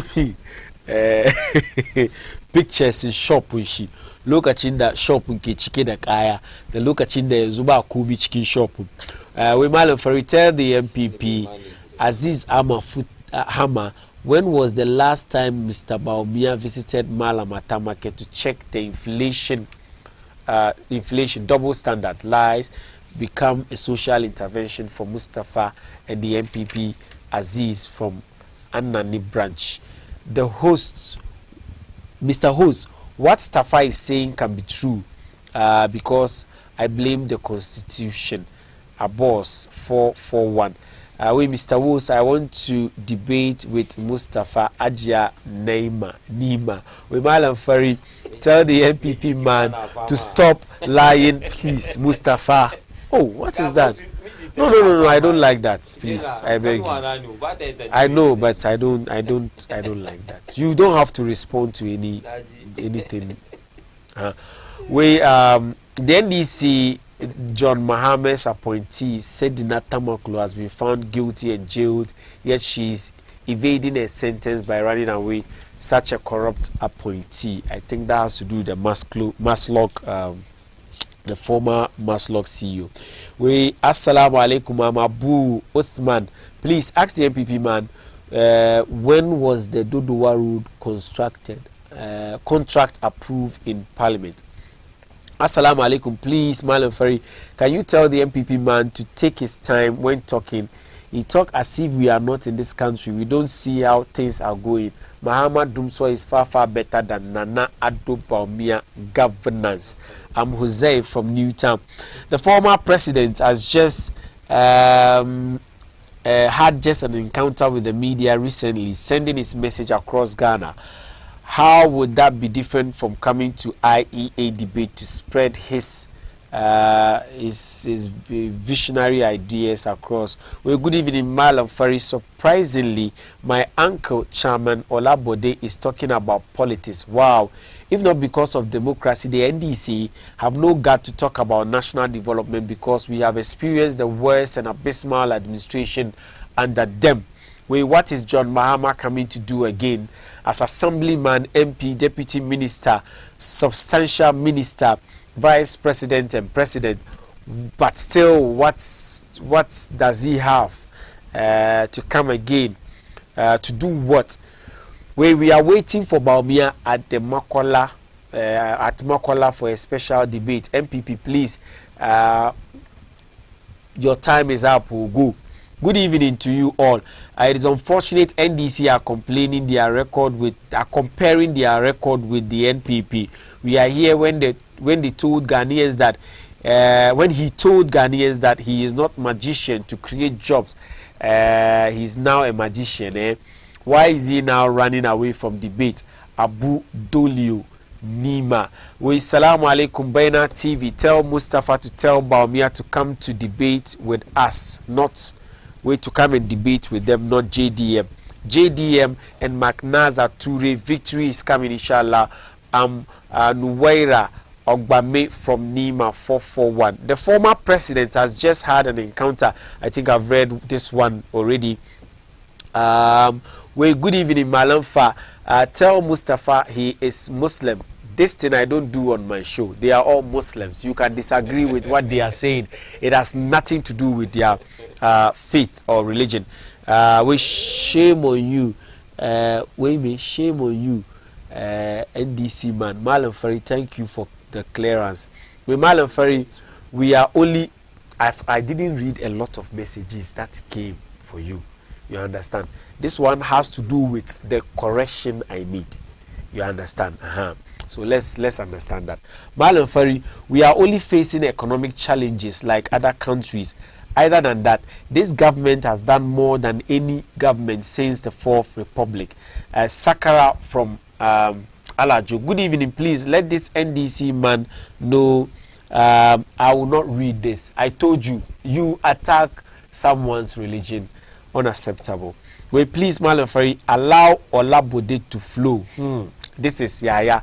Ajia Alima Tabarakallah. What Dr. Baumia told the chiefs of the Upper East concerning the Palugu Dam was that the contractors have been paid some money to commence work, which is a fact. Where are the lies? Where Olabode should know that being in the studio and ... does not make him better than the viewer. Mr. Host, former President John Mahama in 2016 did not categorically, Massa, I've read the story. You are still saying this. Please tell Honorable Olabode that the question is not about what Dr. Baumia said in his campaign. So if they really believe that we mismanage the country, then they should advise the Papa. You can't describe him as Papa. No.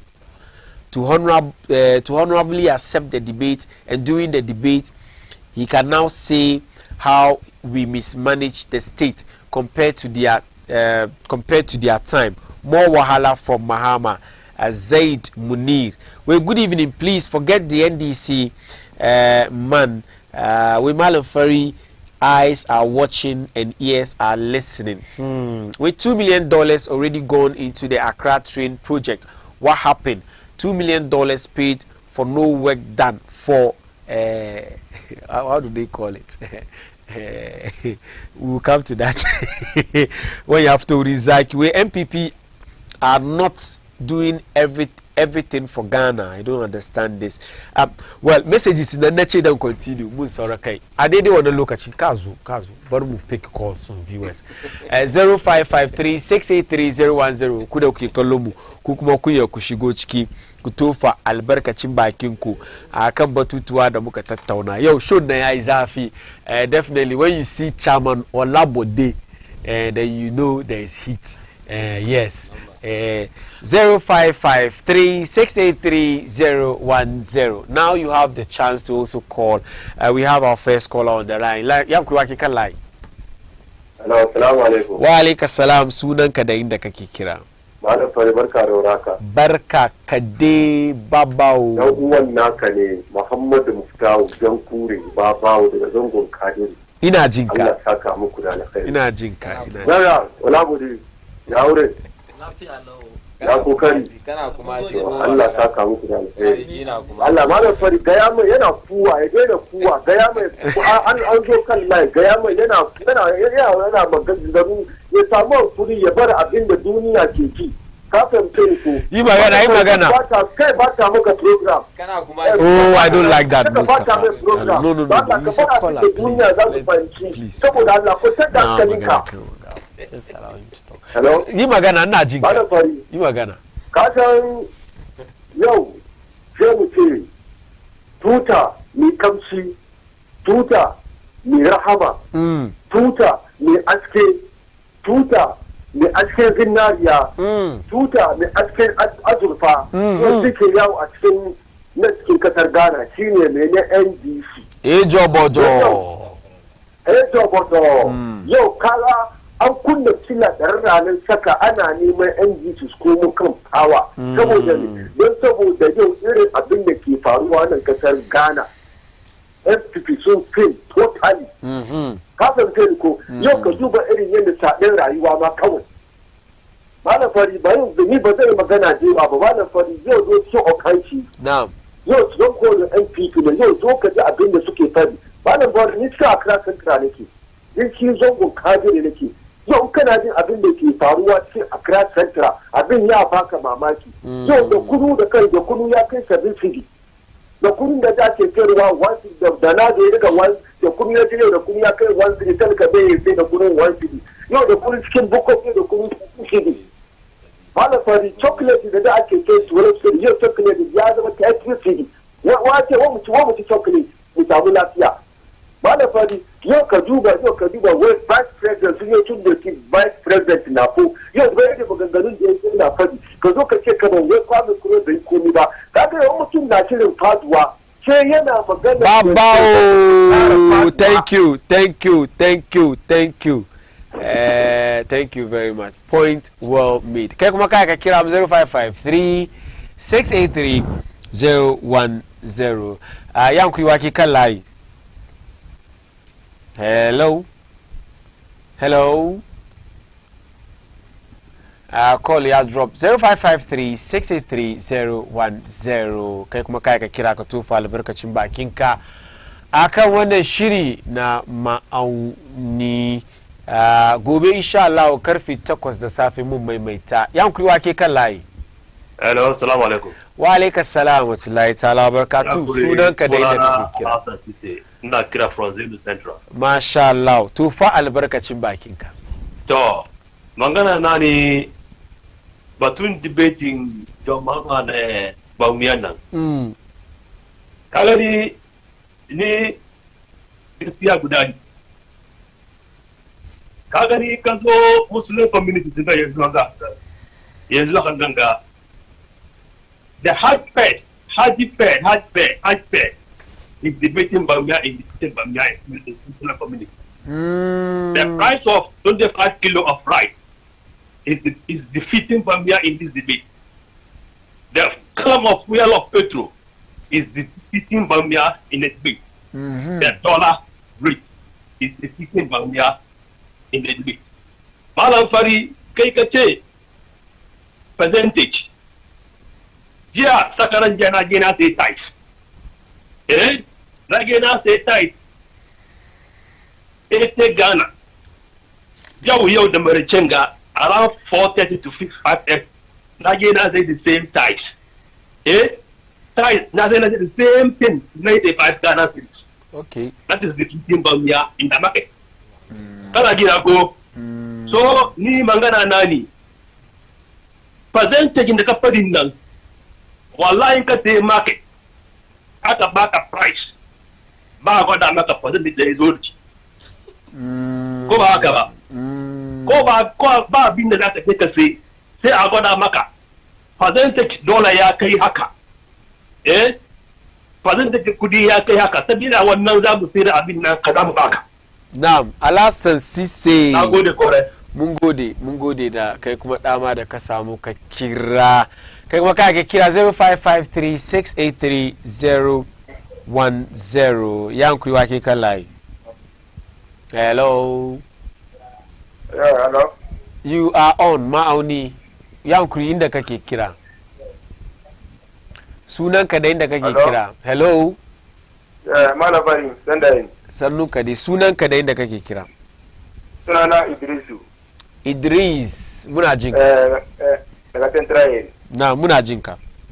Yankuri, kagan program kike yin na. Muna jin daɗin programin na. Na. Kagan mutumin MPP na magana yake cewa kamar debate da mama da Baumiyan na. Yankuri, ce mai kaman ba. John ya kira Akufo da zo su yi debate ne. Bai kira Baumiyan zo su yi debate ba. Kaji, ce mai haka na in Baumiyan na so kira wani su debate, to ibari a kira Vice President John Muhammad na izo a zama wurinka a yi debate ko wani TV da ba a yi debate. Ba John Muhammad da Baumiyan da su debate ba, a'a. Okay, mun gode. John Muhammad ya kira Akufo da zo su debate, Akufo da bai ba. Mun gode. Mun gode. Salamu alaikum, na gode. Wa alaikum salam, mun gode. 0553683010. 0553683010. Kai kuma kai ka kira. Tufa albarkaci. Salamu alaikum. Ya kuma ki kan layi. Yau ku suna da Musa na call from Koho. Musa muna jinka. Ni magana da ke so yi ni ba. Ina nan ni kama batun John Mama da Bamiya. Ina nan ni kama mutum. Kai ka ce matan ka bai da kyau. Sai ka kore ta, sai ka sabo. Yanzu mun ka sabo, ina mu magana sai suna compare kansu da ba. Kansu John Mama kuma sun ce su ya su yi. An bar suna yi. Yanzu menene compare kuma back to Nasiru Fem, sai su koma da mu back to John Mama. John Mama bai da kyau, mun cire shi muka kawo 2016. John Mama bai da kyau, mun san bai da kyau, mun kore shi muka kawo ku. Yanzu ku yi abi, in da ku wani abu na sai ku risa mu kuma da abin da bai da kyau, me yasa? Da suna so ka tambaye Mustapha da ke zaune, ka tambaye shi me yasa? Domin da su rufe, komai da su rufe sai su ce wai John Mama ya yi, John Mama mun kore shi saboda bai da kyau. Saboda abin da yake yi, gane duka. Ku da su zo ku yi, kuka promise. Ku yi, one district, one factory. $14 kamar da ke maka kace percentage wise percentage wise na tire shi sam yawan wani zai baka $1 million $1 million ko zai baka 1% da aje ya ke kiran shi 1000 Ghana za baka 100% ba da wani da 1% wuri na da girma ba don su ma da batun percentage wala ba da fadi muna sai da kunu 1 city aka kai parliament aka fushi aka ce muna da kunu yanzu ya za a sayar da kunu 1 city mun ji John Mama Town kenan kai ka zo ba ka rage ba da yan kudi aka bar muna shi wurin nan no sai aka bar muna shi wurin nan no ba eje 2 eje 3 wurin ma ana sayar 4 ana sayar 5 za mu yi magana sai da koma da mu baya Thank you.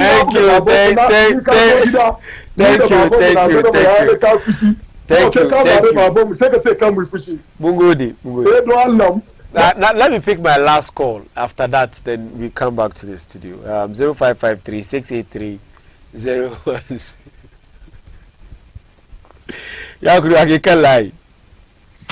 Hello.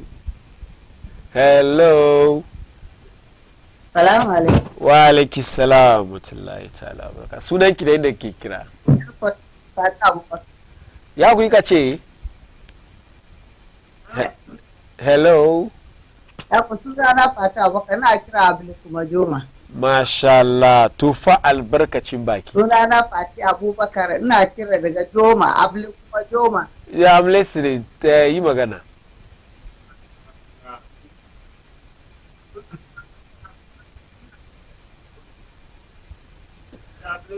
Fati is listening to herself. You see, when you call and you listen to yourself, I have to come back to the studio. So, Canada, let me see, then check time. Canada 4 minutes. Rebuttal in Kadakaska Kuma Sauka. Thank you very much. And I'm making it categorical and mark my ways.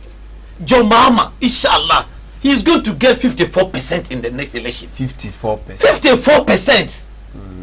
He is going to do. Yeah, smash Dr. Baumia. I'm telling you.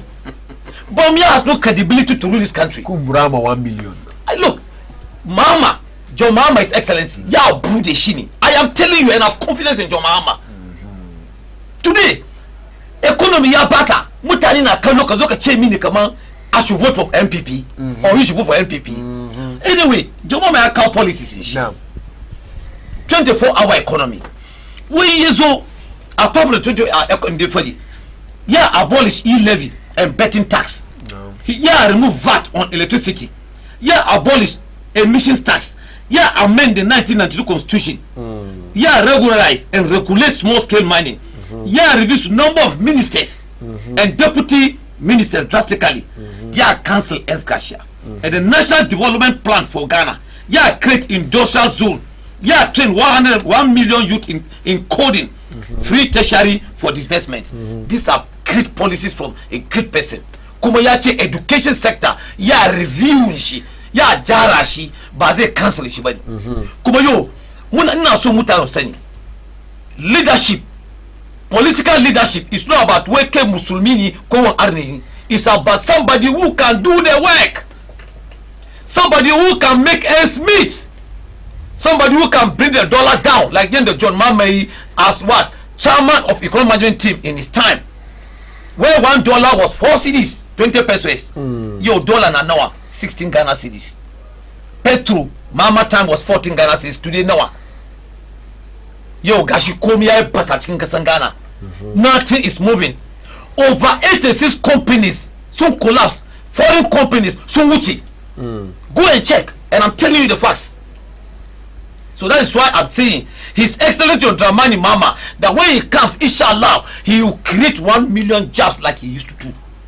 Yo, over 2 million youths, Basu Aiki, uneducated, they are untrained, and John Mama has promised. Allah the 24-hour economy they can proposed.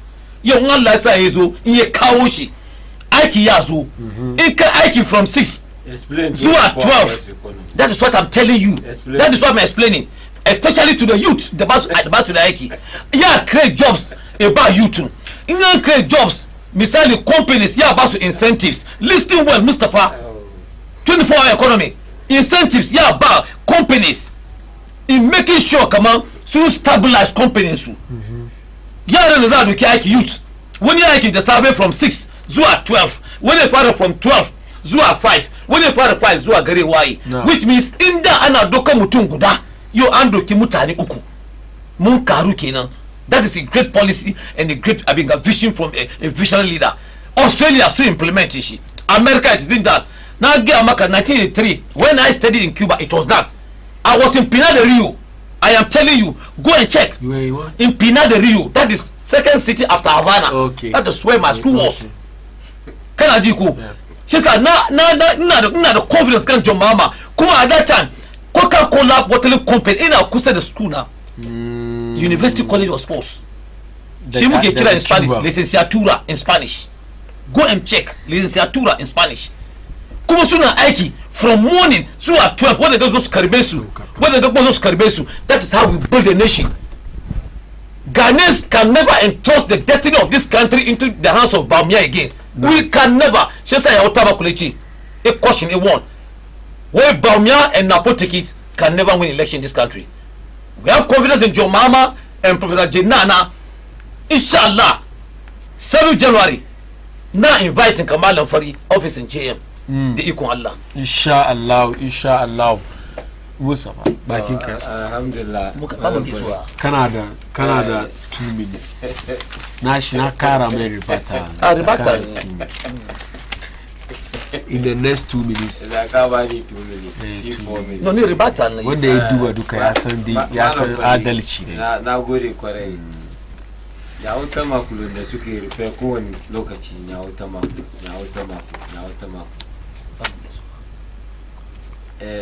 Ko kuwa yi da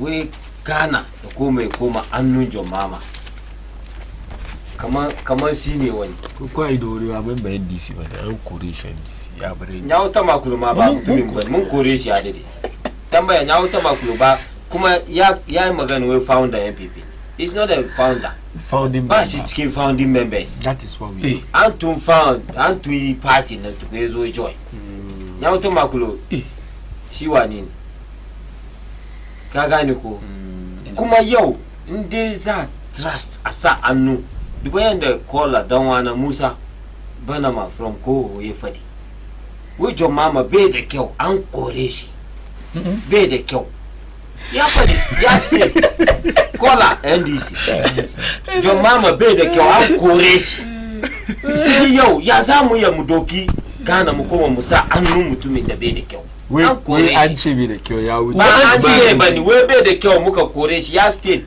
clearly kai amma wai yanzu komi she ku koma kuta John Mama mu ba mu kiran batun John Mama she dai magana ya zo abin da yasa muka compare batun debate ya kawo wannan magana ake kiran sunan John Mama in ba ka ba yau kasan Ghana abin da Dr. Mahmudu Bawumia yayi ma kasan Ghana sauka ya fadi kuma kaman ya zo zai yi ma kasan Ghana wallahi ni na ga mu yanzu ku kamace mu rika annu goma saboda proud member mu ni musa kaman an ce wai siyasa kaman yanda ya fadi yau ana kira na Mustafa yau ana kiran shi William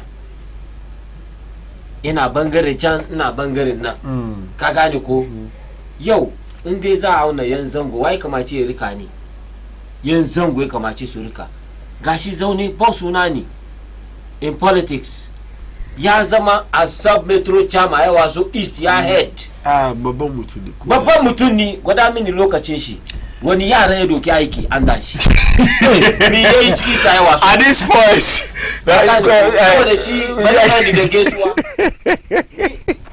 magana ai ya ka batu east ya waso aseme ko yani ni ma bai doke na aiki ba no it's okay yi gaisuwa ka buta shi mutum kai da bari yayi kai excellency Dr. Alhaji Mahmudu Bawumia mai jiran gado Allah ya kiyaye shi honorable Alhaji Yusuf Fofana manyan mu Alhaji Aminu Garba ina gaida su duka masu kallon mu duka mai gidana da yara na mai karama Allah ya kiyaye ka kudu suna wuri ko ina gaida ku duka Ibrahim Odasem Allah ya kiyaye ka thanks for watching.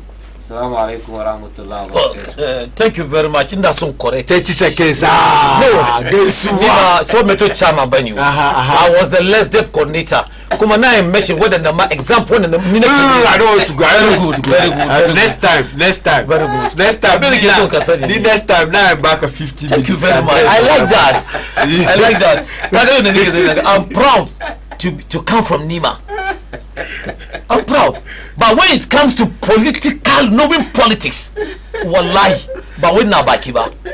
Even me, I am far ahead of Dr. Bamia. Guess what? He's not a politician. You see, you not so used to one opportunity. In go to my families na duka da suke Salaga, da kuma da suke Accra na. You talk. Ina son gaida su kuma ina son gaida constituency executives na duka da kokarin da suke yi. Ina son gaida kuma wife na da wife na Hajiya Naima Olabode da Hajiya Piaro na Hajiya Nuwera Oba Miki na Hajiya Nafisa ga Hajiya Nazi ga su Zina ga su Yasmin sannan my beautiful daughter.